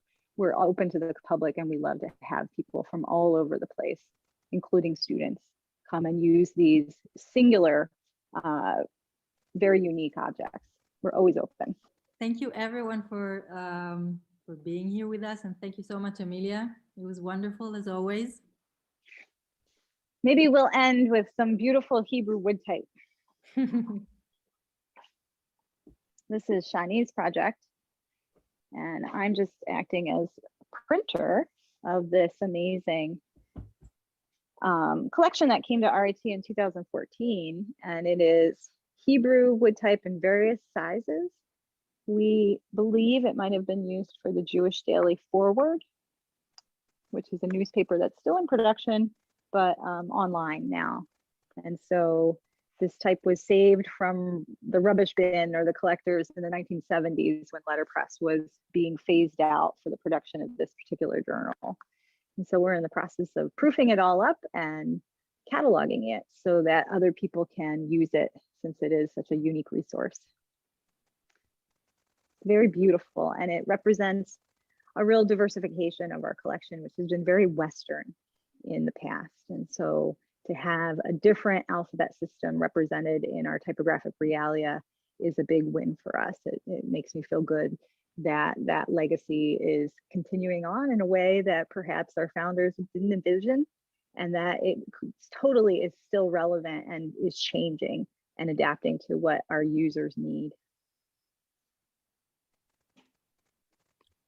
And I see we have some questions about our next event. So our next event will be on the 26th of February, and we will be hosting Jo de Bedemaker. And I apologize for probably mispronouncing his last name. He will be talking to us about Tibetan type forms. And I will send you all the link to register to that very exciting event, and I hope to see you there. Amelia, do you have a time for a last question? Sure. So I would expect that the copies of the original would be made by reading them directly with a laser and sort of engraving instead of the process of printing, scanning, digital processing, and then engraving, which is sort of a little bit far removed. Of course, I know nothing about letterpress. And is there a way to do this directly, to create copies straight out of the originals? It's very funny and very poignant that you should ask that question, because this afternoon we are having a student from the Museum Studies program who is coming with a 3D scanner, so scanner of a 3D object. Yes. She is going to scan several pieces of wood type in 3D fashion, so that she can then take those 3D scans to a digital CNC router, so that she could fabricate replacement sorts for wood type. And I do know that so it's possible. It's very, it's in process in terms of figuring out the best working process. I want to show you. This is a piece of wood type. This is the state of New York. Hello, state of New York. This wood type is laser engraved, so it is the size that we need for printing, 0.918 inches, but the recesses are done by digital laser engraving, as opposed to a piece of wood type like this for Valentine's Day. This one was done by a CNC router, so analog process, no digital process involved. So it's absolutely possible, and that's what's so great is, I don't have a 3D scanner here in the Carey Collection, but there are programs that do. And so let's try and use these kinds of equipment for these amazing intersections between this analog and whatever the digital world is. And I'm constantly surprised. So we'll see how it goes. We'll see how her research goes. Cool. Isn't Virgin Wood Type doing some laser die cutting as well? So as far as I know, they use the digital processes to make their patterns at Virgin Wood Type, Frank. They might be doing some die cutting now. I haven't kept up with Jerry this crazy year, but I do know that they use laser for their patterns, and then they put it on the analog pantograph and cut that way. So that would be great. That's another one, Shani. We need to have Jerry McCormick come on for one of these. I think that would be really great. At Virgin Wood Type in Rochester, one of the places that's making wood type still in the United States. So Amelia, when you say laser, do you mean like LiDAR, or is that the same? I don't know what LiDAR is.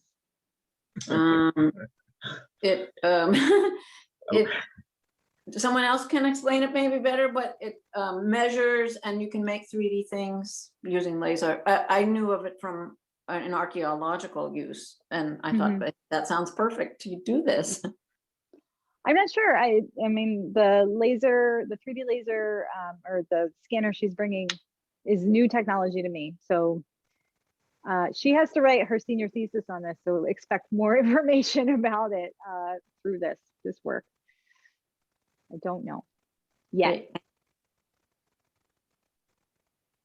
We have one more question in the chat from Robert. Does the 3D printing material have good press life? That's the question remaining to be seen. I have been involved with two different kinds of 3D printing of material. One is fused deposition modeling, where it's kind of like you're layering a sandwich very slowly. And I have to say, you don't get as good resolution. So this is fused deposition modeling, where the head is coming across and depositing microns thick. This one, not so good. This one tends, and it depends on the fill, and it crushes on press very easily. So you can't get, the machines that we have available to us at RIT, they're not great resolution. However, the one that I showed you before is a block made by another 3D printing process called stereolithography. This actually works really, really well. And I have to say, I've put all kinds of solvent on it. You know, I'm not looking at it in a microscope to see if it's deteriorating on the surface. But that's the beauty, I think, of it, that if it does deteriorate, I can remake it.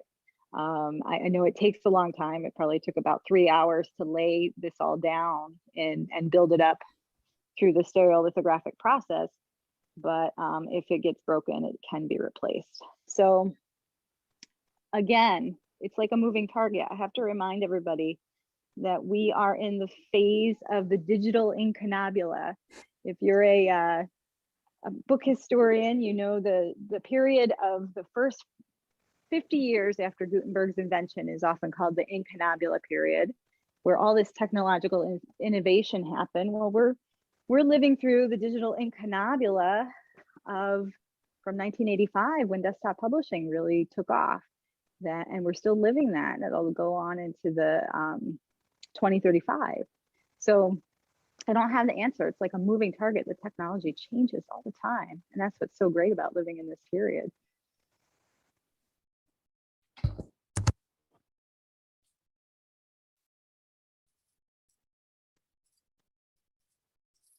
So that was Amelia's presentation, which I personally found very fascinating. And if we're allowed again to travel next year, the TUG conference will be at RIT, and we hopefully will be to take a tour in person for those who attend the conference in person. And I apologize for the weird sound problems at the beginning. And also 5 minutes ago, I turned the sound on by mistake on my other computer. So our next presentation is by Paulo Neves Souza, who will have a workshop on publishing using Kindle Direct Publishing. Paulo, do you want to take over?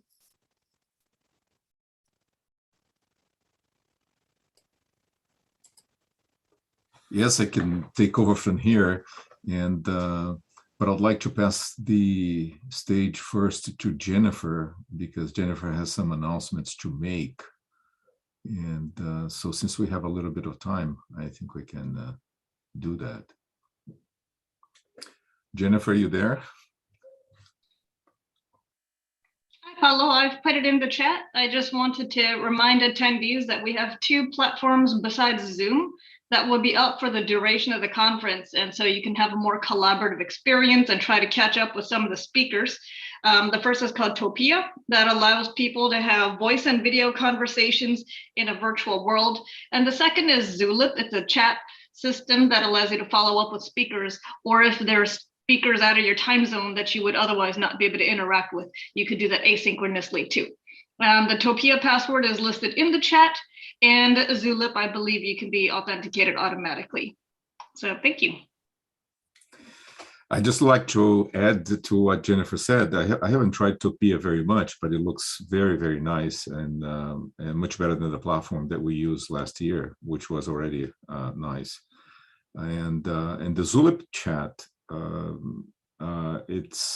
it sort of survives the conference. So the connections made and the conversations started sometimes extend beyond the conference, which is also a very nice feature. So I recommend all of you stopping by and trying it out.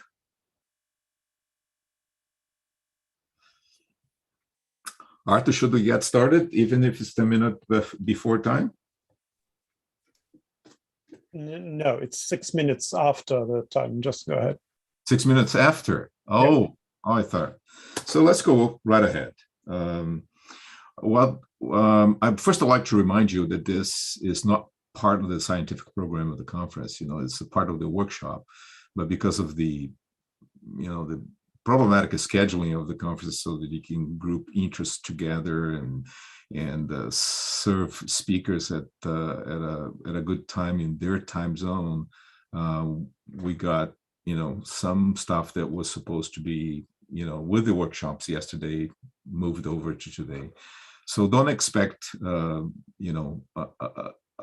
scientific program, but just like a conversation on how to prepare yourself if you are faced with the job of doing a KDP publishing, which is a publishing on Amazon Kindle Direct Publishing.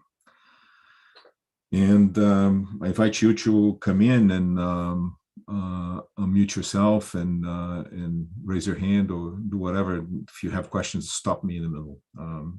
We're going to talk about quite a few things, and there's different areas that we're going to try to cover. First of all, the name of I just wanted to explain the name a little bit because it's called Amazon KDP, which means Amazon Kindle Direct Publishing. And so you may think that that has something to do with the Kindle, and it doesn't. I have no idea why Amazon names it like that, but I think they get the Kindle name to several different things. And most people recognize the name as a device they use to read the ebooks. And in this context here, Kindle Direct Publishing has to do mostly with print and also with ebooks, and we'll get to that later on. It is essentially the service that they acquired a few years ago, and that used to be called CreateSpace for BOD, Publishing on Demand. And the service is a very interesting offer because it allows publishers to solve a problem they had, and allows also readers to solve a problem, which is to acquire titles one at a time. The creator of CreateSpace was famous for having said that most publishers were looking for a book that will print 1 million copies, and that he was interested in 1 million books that will print 1 copy. And so the ability to print 1 copy is a very important part of the book industry right now. And Amazon KDP is publishing millions of books right now and printing them out and serving them to the world. Science and novels and all sorts of trade books and all sorts of other books. And and I mentioned before that Amazon KDP solves a problem that the publishers had, which is in US copyright law and European copyright law as well, and in fact in several parts of the world, if a book goes out of print, the copyright automatically reverts back to the author, or in some cases the author is allowed to ask for the copyright back at basically no cost, or the cost of the few copies that have not been distributed yet. And this is a big thorn on the back of publishers, because they lose control of their catalogs when authors go in there and ask for the rights back. And publishers would like to, once they have something in their inventory, to keep that forever. And because right now you can publish electronically, publish print replicas, include that into databases, include that into contracts with universities and so forth. And so it's necessary to have your catalog available so that you can sign those contracts.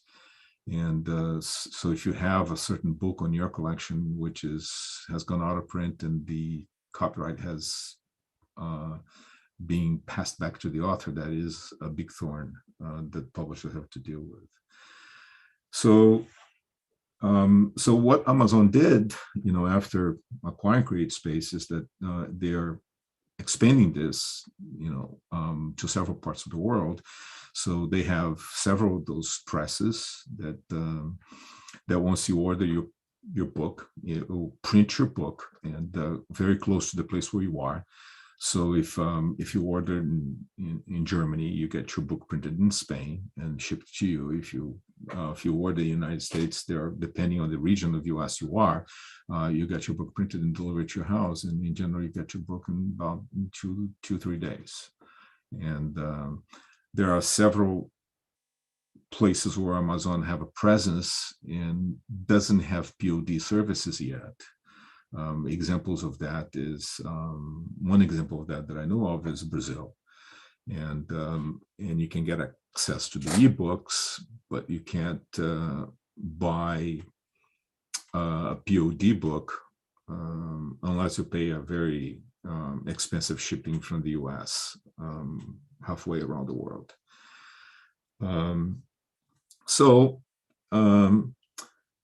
How do you get a book in there?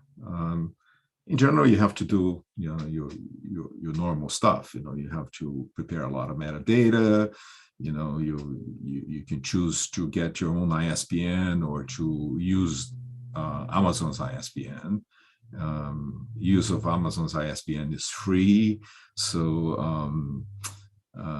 it has some implications, but it's essentially free. They'll give it to you, and they generate barcodes for you on your cover, and all of that stuff, all of that jazz automatically. But then they have strange requirements. Most people think that the requirements are physical to begin with. The sizes that are practiced are limited. The number of pages that get printed are limited, and that restricts a little bit, the sort of the range of the books that can be printed. For example, on the sizes, they vary from about 5 inches on width all the way to 8 1/4. And on the height, they vary from 8 inches to about 11 3/4. So that makes, the smallest book they print is a 5 by 8. The biggest book they print is 8 1/4 by 11 3/4. And the number of pages vary between 24 minimum. There is no printing of books which is less than 24 pages, and no printing of books which is more than 828 pages. That's the maximum. And those two limits are subjected to the sizes as well. You can't print just about any size up to 828. Most popular sizes do, but if you choose one of the bigger sizes, the limitation on the number of pages is very small. The limitation on the number of pages exists, and it's decreased by a little bit. So there are a range of books which are not printable on Amazon KDP. Examples of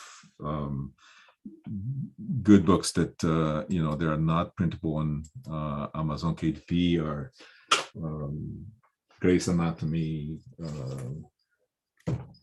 the Euclid Elements, for example, has way too many pages for printing on Amazon KDP, and even the Bible, even Gutenberg Bible, which could be fed into Amazon KDP, it's not printable either, because the size of it is the size and the number of pages is out of bounds for their requirements.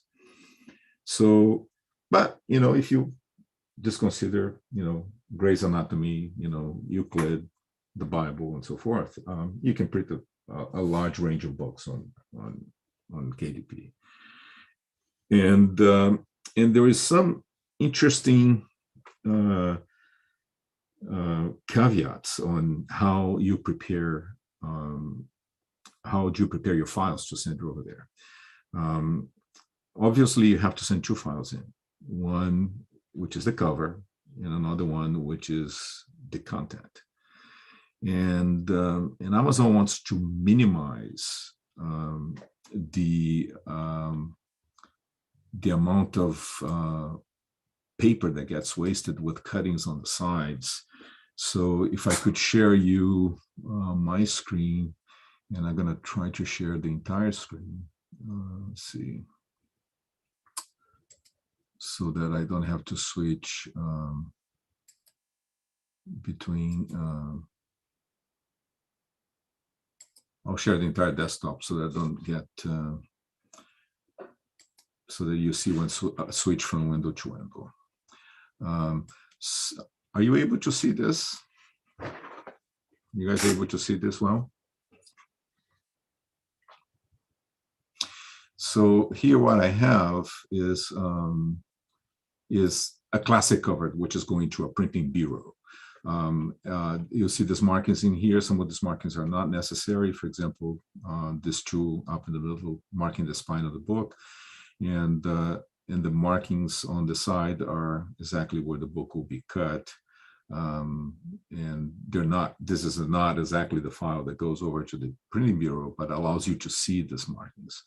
And here on the side, you have some control markings to make sure that the color that's being deposited for each one of those is appropriately being done by the press, and so that you can check on color later on if you get a full cover to do proofing. Amazon does not want you to do any of that. They want you to go a lot shorter and do not put any crop marks on it at all, and extend the cover just about 1/8 of an inch outside what you consider the physical size of your book. So the error is 1/16 of an inch on the cut, the error of the machine.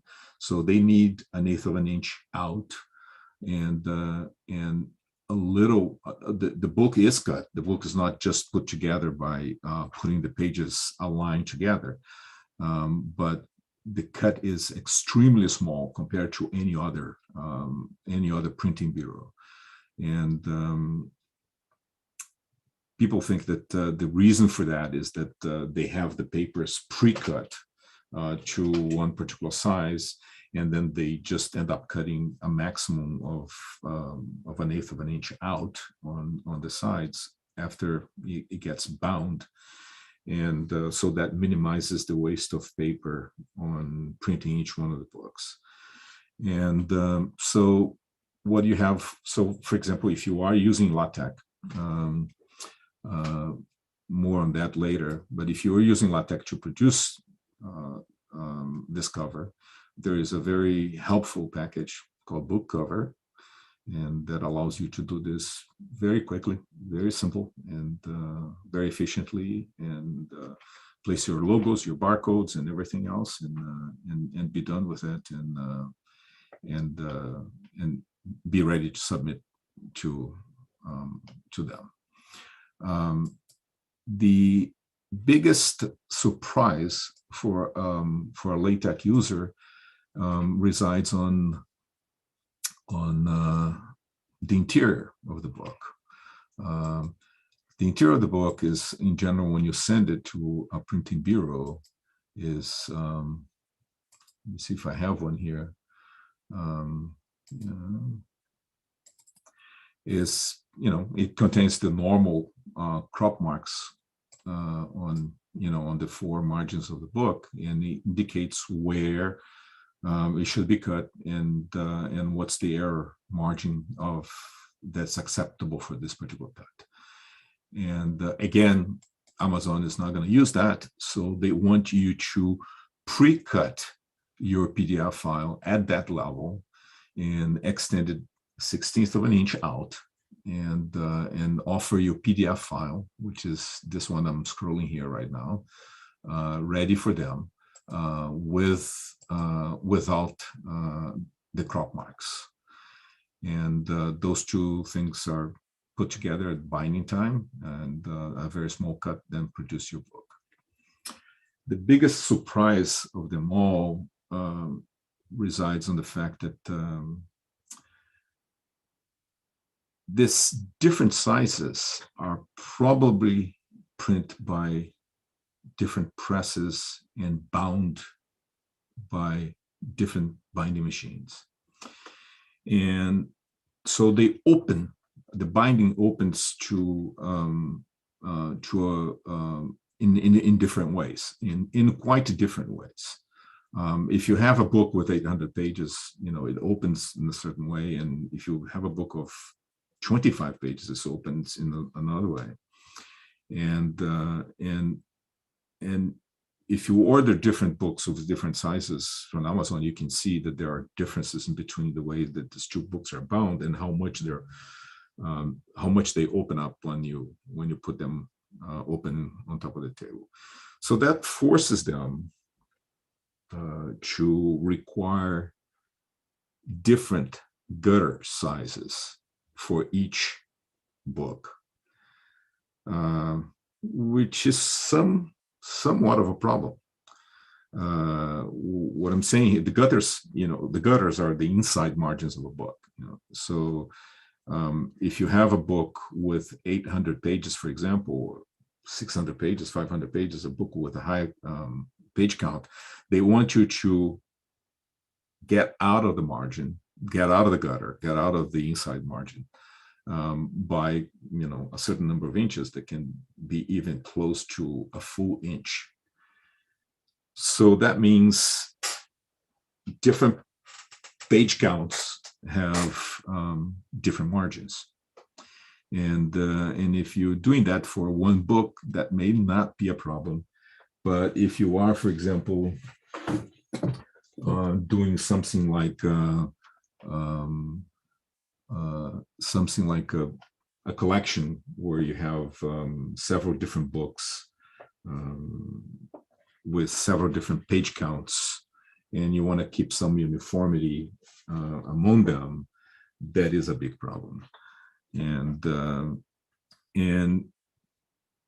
LaTeX programmers should be aware of something else, which is it's fairly easy to get the size of the book and get the page count and set the margins to vary according to the page count.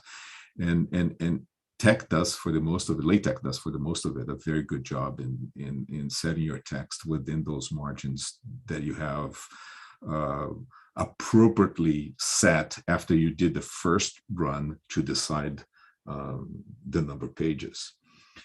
But if you do that, which is something that I recommend you staying away from, you create a big problem for people in production, because a book does change the number of pages during production a lot.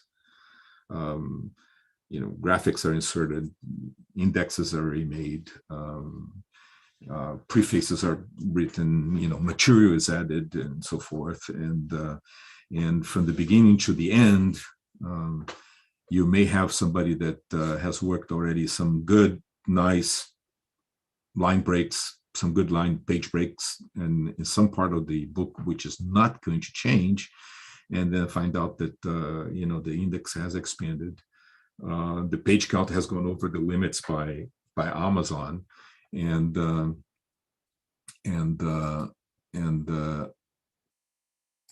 all those line breaks that you have done before are completely useless.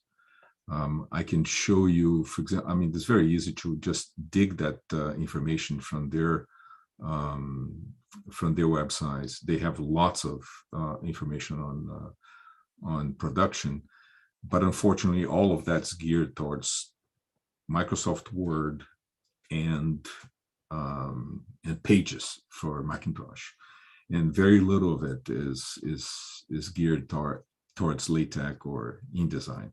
In fact, none of it is geared towards LaTeX. And for about a year, between 2009 and 2010, Amazon have straightly refused any file that was produced by PDF LaTeX. And so you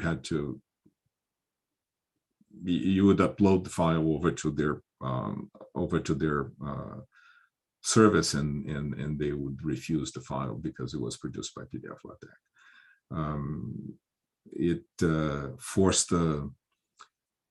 It forced us to go there and modify the PDF file, so in ways that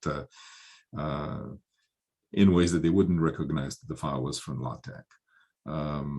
They do a lot of checking on the PDF file. So, for example, they do check if you're staying away from the margins. They do check to see if you have text anywhere in a particular part of the page, and there are some problems as well with include graphics.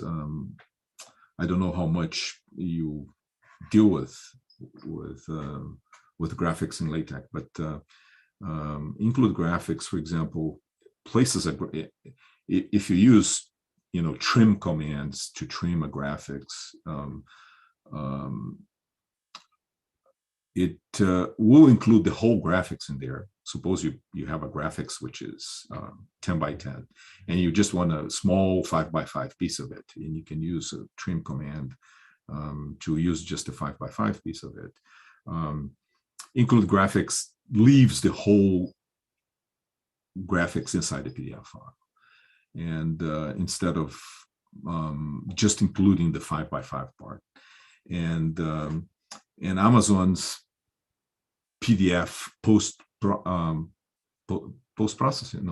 pre-processing. Amazon's PDF pre-processing does not recognize that the graphics is not there. That is somewhat hidden, and only the 5 by 5 part is used. So there's a little bit on dealing with graphics that you need to be careful when you prepare your files. And of course, staying in the margins and so forth is absolutely a must. If you stray by a point, the program will refuse your file, and you have to start the process back again. There are several other limitations I haven't talked about. I mean, you can't publish some types of materials, adult materials. You have no way to do hardcovers. You have, if you decide that you're going to print your book in color, the book will be fully in color. Obviously, if you produce your book in black and white and you print in color, it will be printed in black and white. But the quality of the color printing is slightly lower than the black and white printing, so that's not to your advantage, and the price is much, much, much higher. So, so deciding to print a book in colors, it's a big decision because of the increase in price and the low end quality, and a few other restrictions as well. But you get around to know those when you open an account and start uploading some books.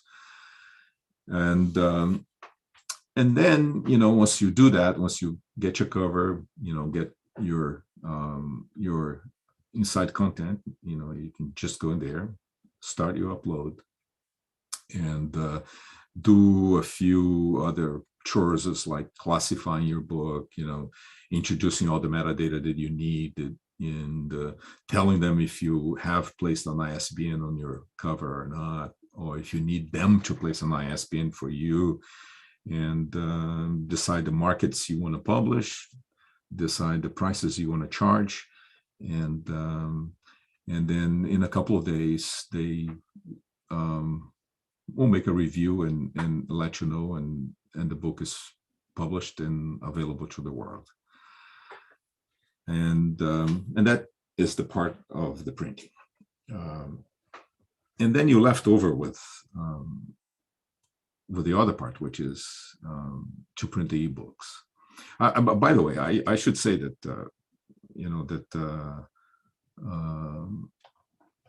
I should say that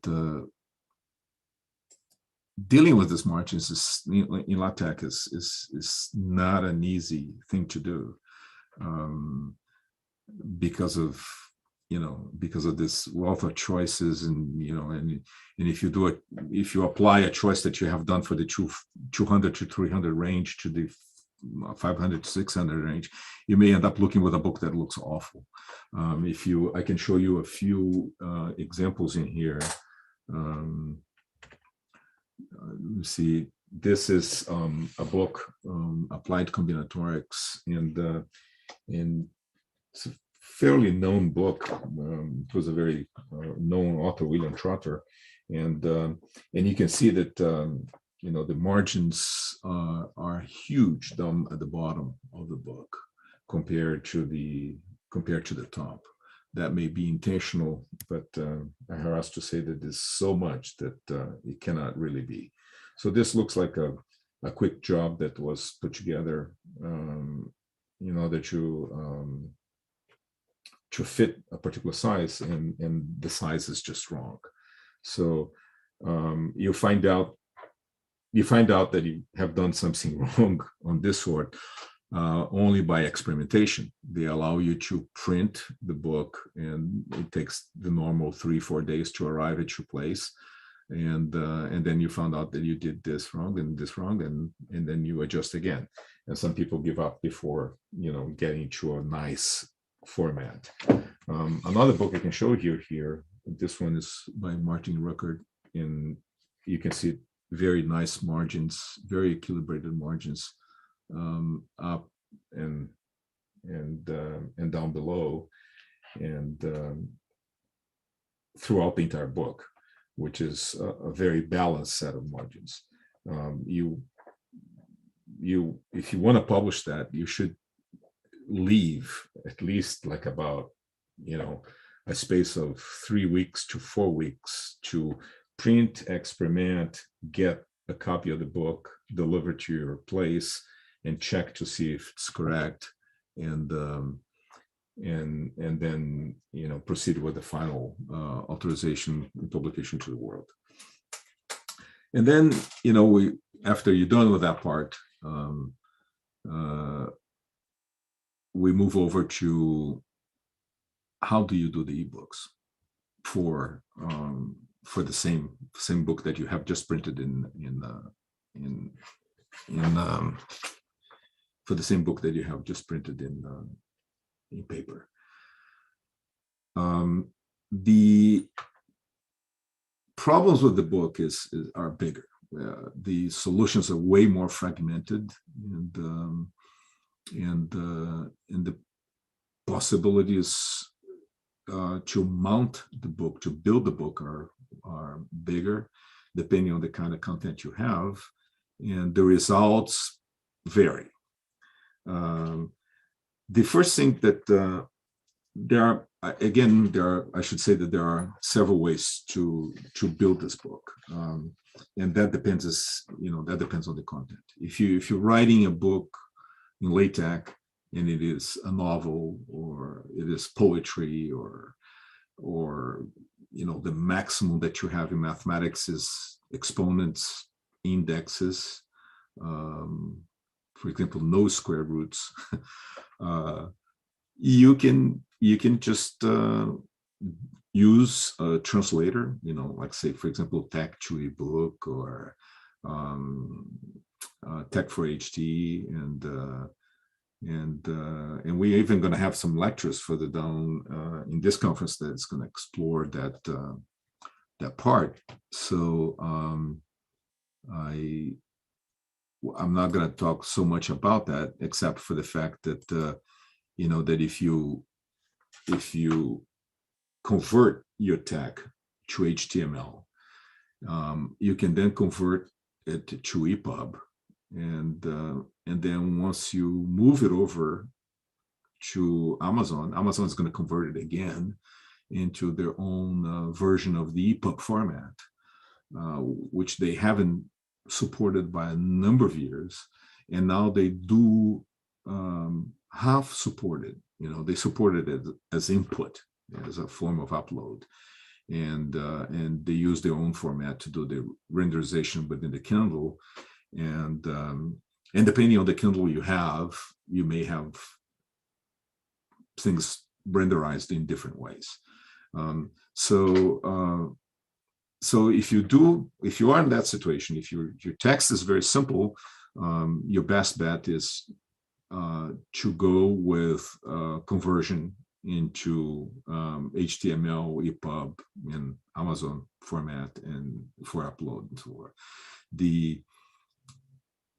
What you gain with that is a little bit more of control and a little bit more of acceptance on the part of the Kindle of your file. So readers will be able to change fonts, and that change of fonts will apply to your book and to the book that they're reading, and it will be searchable, easily searchable. You'll be several advantages that you have in using the Kindle. If you have content which is not easily translatable to HTML,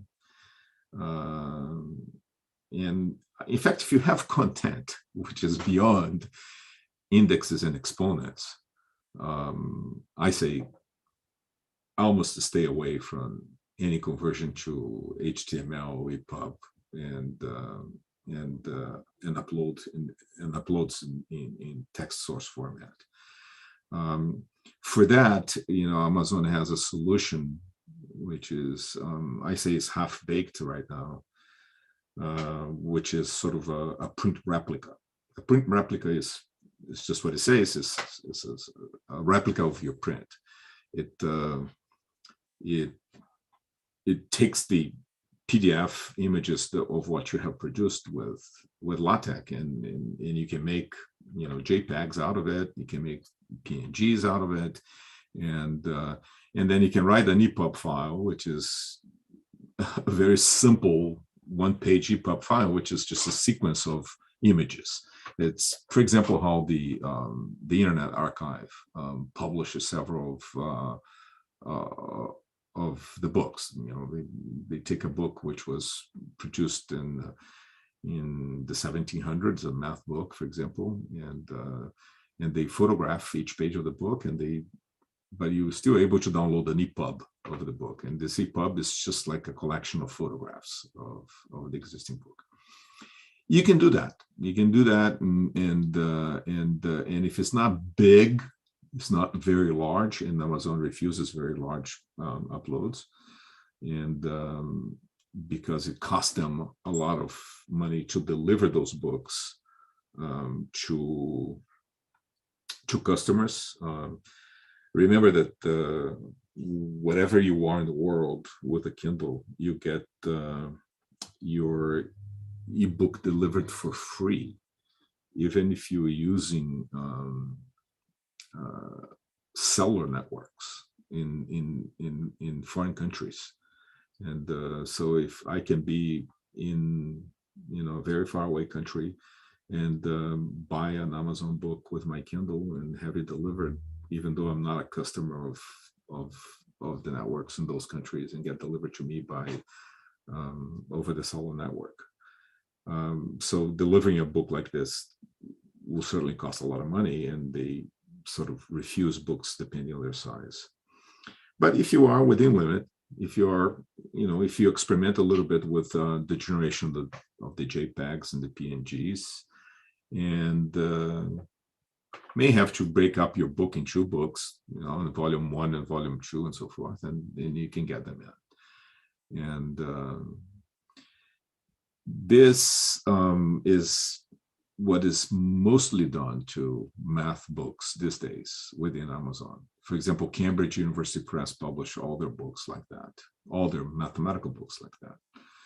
And this is also how comic books, manga books are published. Children's books are also published like that.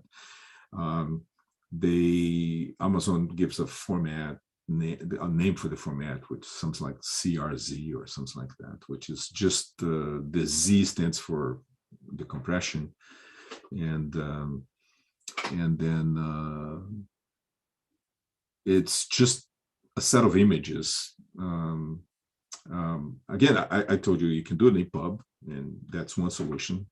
And you can also get just a bunch of images, one per each page, and put them in alphabetical order. That is, number your pages by alphabetical order, and be aware that the alphabetical order of numbers in Amazon is still a little bit strange, and so you want to start numbering your book as 001, 002, 003, and blah blah blah, all the way to whatever it is, and then once you upload all those images, and as a part of a book, Amazon delivering that to a Kindle will play those images in the order, in the alphabetical order that they have been placed. So you just put them in alphabetical order, zip them up, and upload, and you're done. The big problem right now is that very few Kindles are covered by distribution of print replicas. Amazon is still, even after all these years, not distributing print replicas for anything that uses an e-ink screen. So if you have a tablet, if you have, for example, an iPad, and if you have, or an application, if you have an application on your iPad, on your tablet, or if you have one of the Kindle color Kindles, you can read any of the printed replicas very well. If you have one of those e-ink ebooks, which are very nice, and I do prefer as a reader, you out of luck. And if you try to buy one of those books, it would just tell you that it's not available for that particular format. So a very fragmented way to produce a very, I haven't even spoken about one of the forms, which is there's yet a third rail, which is yet a fourth rail, which is after you upload your print book to KDP, Amazon opens up a wizard that allows you to make an electronic book from your PDF file. And obviously the results are not all that good. If you have the source for your book in they're simple, you can do better HTML than them. And if you have diagrammed content, mathematical content, Amazon would just, the processing will make a mess out of it. So there's, it's a process for somebody that wants a quick and dirty job, but not somebody that wants a polished job, be either at the HTML level or the level of printed replica. So try to stay away from it as much as you can. And going back to what I was saying, it's a very fragmented form of production, a very fragmented form for dealing with it during the upload times and during the process of testing and to see if the pages are correct and so forth. And above all, the most unsatisfactory part of it is the very fragmented delivery to users, which can read some books on their Kindles, but not some other books, depending on the Kindle they have. And so forth.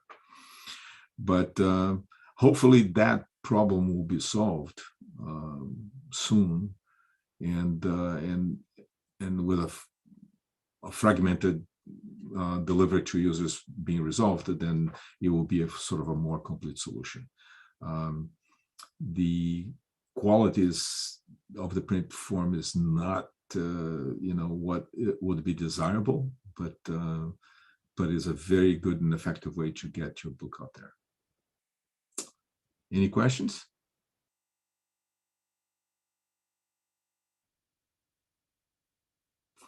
So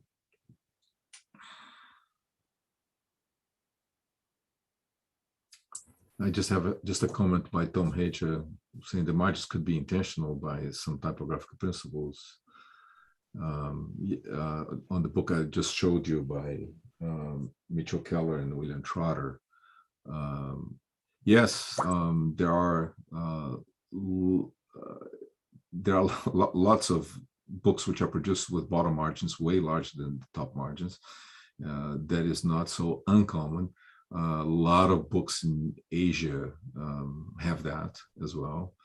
And but this particular book here looks really out of place, really out of place. If I may, Paula, I wonder whether you want to put what you learned about making PDF for KDP in a small LaTeX package and release it for people who want to do it. So it will, things like margins and others would be done automatically and so on. It would be very helpful, I think. Yeah, we are preparing that, and good. And it's sort of a part. What we would like to do is, it's a package that you could use with several different formats, that you could use with a book format, and that you could use with a report format, and so forth. So a package that you could use rather than a format by itself. Formats by itself, there are already some out there. They are not very good because they implement that flaw that I told you, that automatic. It looks like a very good trick, you just do a first run, you get the number of pages, and then with the number of pages, you go there back and reset the margins, reset the gutter, the inside margin. But that's a very bad idea for production. You don't want resetting margins automatically on your production stuff, on your production people, which is working so hard on line breaks and good typography. So we should have that out. It shouldn't take more than a few more weeks to have that out, and we're just testing it right now to see if it's good neighbors with several different other packages, and which is the hardest part of writing a package these days. Thank you. Thank you. Are there tech-friendlier ebook printers? Yes. Hi, Martin. Maybe. Hi. One comment from my side. One problem I had with my book was I used the HyperRef package, and that package makes all the links dark blue. Yes. And, I submitted the PDF to Kindle Direct Publishing, and in the book, all the links were in a light gray. And I discovered that only when I had the finished books in my hand. So extra care, if you use links, make sure they are black before you submit it. Yeah, well, what you bring up is extremely important. We have played with several different possible solutions for that problem, and using the draft option for the HyperRef command, for the HyperRef package, and turning the links completely black, and one which is really worse, which is to take the HyperRef command, to take the HyperRef package out of the processing, and then making any links null. And I found the hard way that changes line breaks. And I think that Frank Mittelbar is working on that problem. It's like the simple loading of a HyperRef package into a file changes, even if you don't use it. Simply loading it changes line breaks in the file. So you may be in for a lot of scrolling and on Amazon's web pages, scrolling to see if the book that you have the intention to be there is exactly the one you got out of your desk and so forth.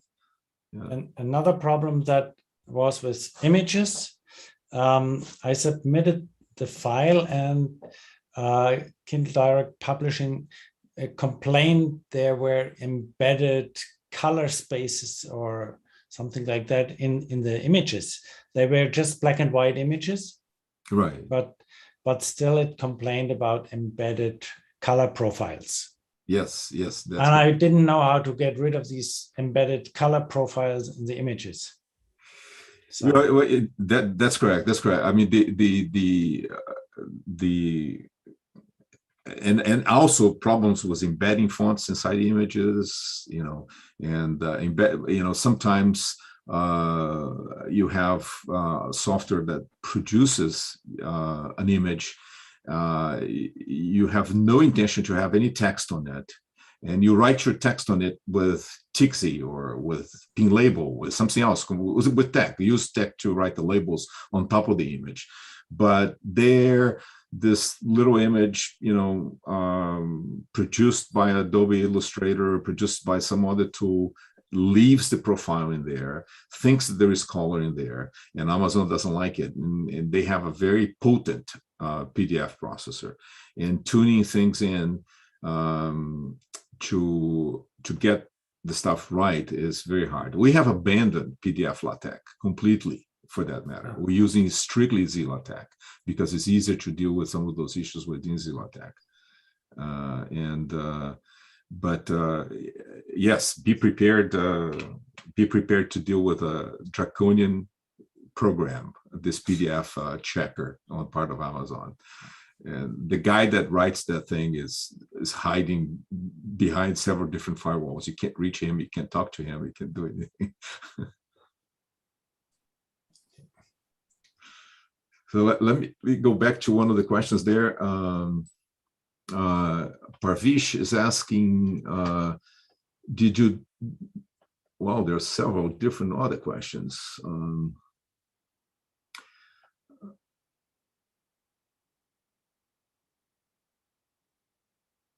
Paulo, did you make that cover in LaTeX? Yes, that cover is made in LaTeX. Our production is entirely LaTeX. We use no other product for producing the content and the covers, and it's produced with an excellent, beautiful package called Book Cover, and you should download that. And it allows you to define, you know, the important regions of the cover, you know, the back cover that goes on the left part, the right, you know, the front cover that goes on the right part, refer to, you know, to each one of the corners and place the stuff you want in any place you want, like text for the titles, you know, logos, and so forth. So it's an extremely good package. I recommend it to anybody. Then the other one is, are there technically friendly ebook printers? Rohit, I'm not sure you meant tech-friendly book printers or tech-friendly ebook printers. If you could specify to me what you mean. And the other doubt that I have in your question is ebook distributors. Oh, tech-friendly ebook distributors. I don't think there is. I think the only way forward with tech distribution, the distribution of ebooks, which are tech-based, is Martin Ruckert's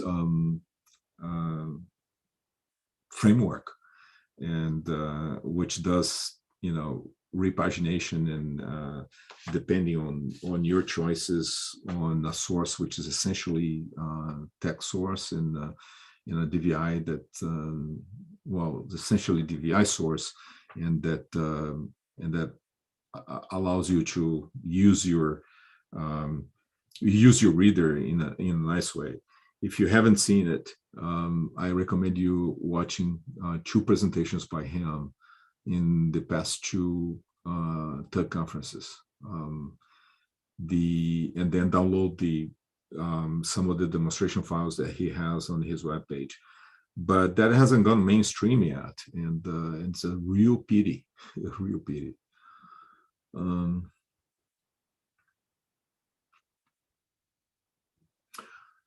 Jeffrey Copeland says, I have also also had good luck with Ingram Spark accepting text-generated PDF output. However, I use a slightly older tech to DVI-IPS to go script production chain rather than PDF LaTeX. Yes, I can see that.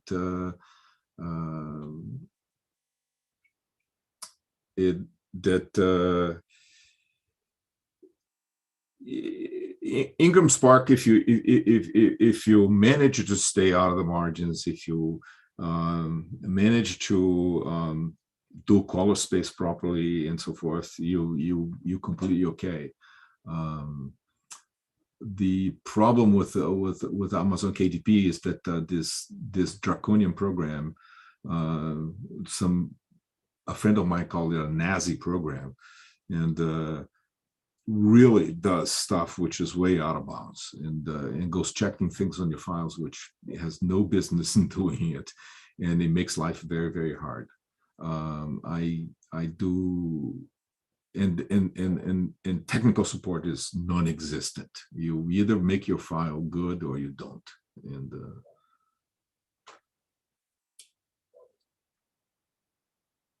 Jeffrey, how does that production chain affect work that uses a lot of math? Are packages compatible with it?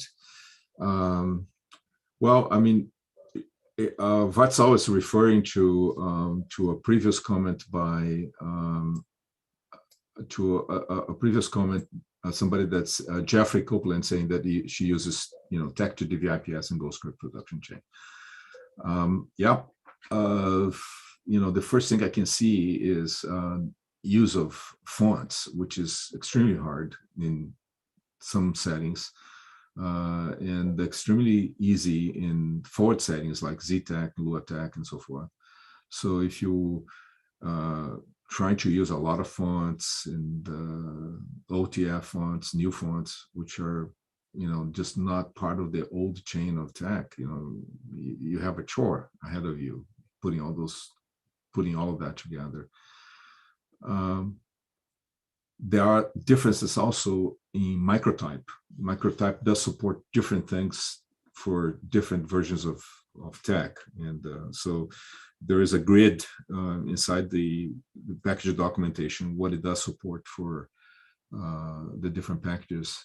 And in my chain of production, microtype is also an integral part. So I wouldn't leave without that, and I try to maximize the use of it.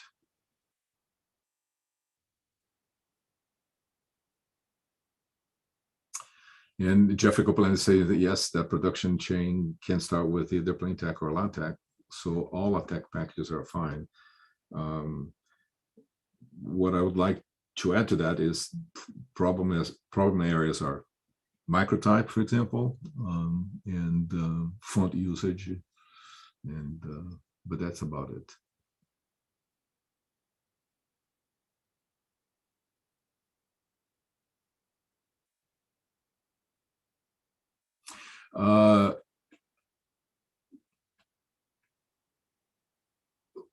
Rohit is asking again, is there an issue with distributors which don't use Mobi? Yes, there are. If you're going for a print replica, you have the problem with the size. Making a JPEG out of every page in a book, every page on a 500-page book, it's huge, and almost every distributor will look at that and say, no, this is EPUB is not valid, and that's it. But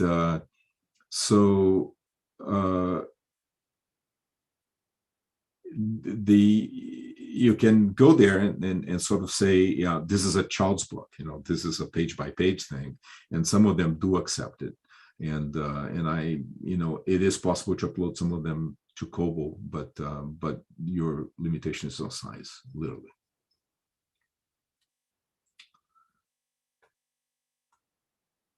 Well, thank you very much.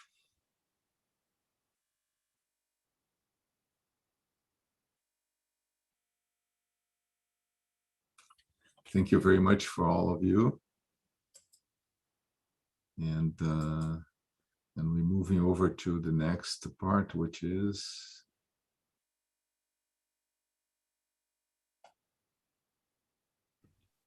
Sorry, Paolo, if you're done with the workshop, the next part is the break.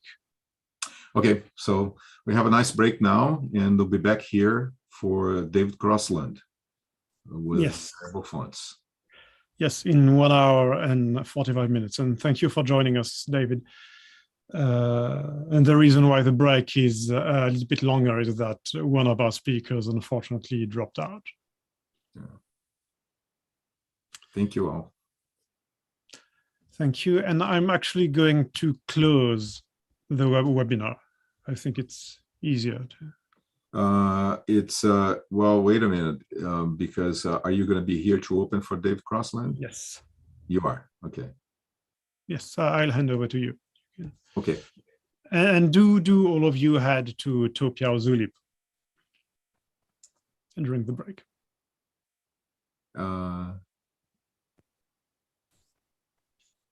What's the questions if everybody have? No, the people should use the Topia and Zulip of course. services to connect and talk to each other. Jennifer just reminded the URLs.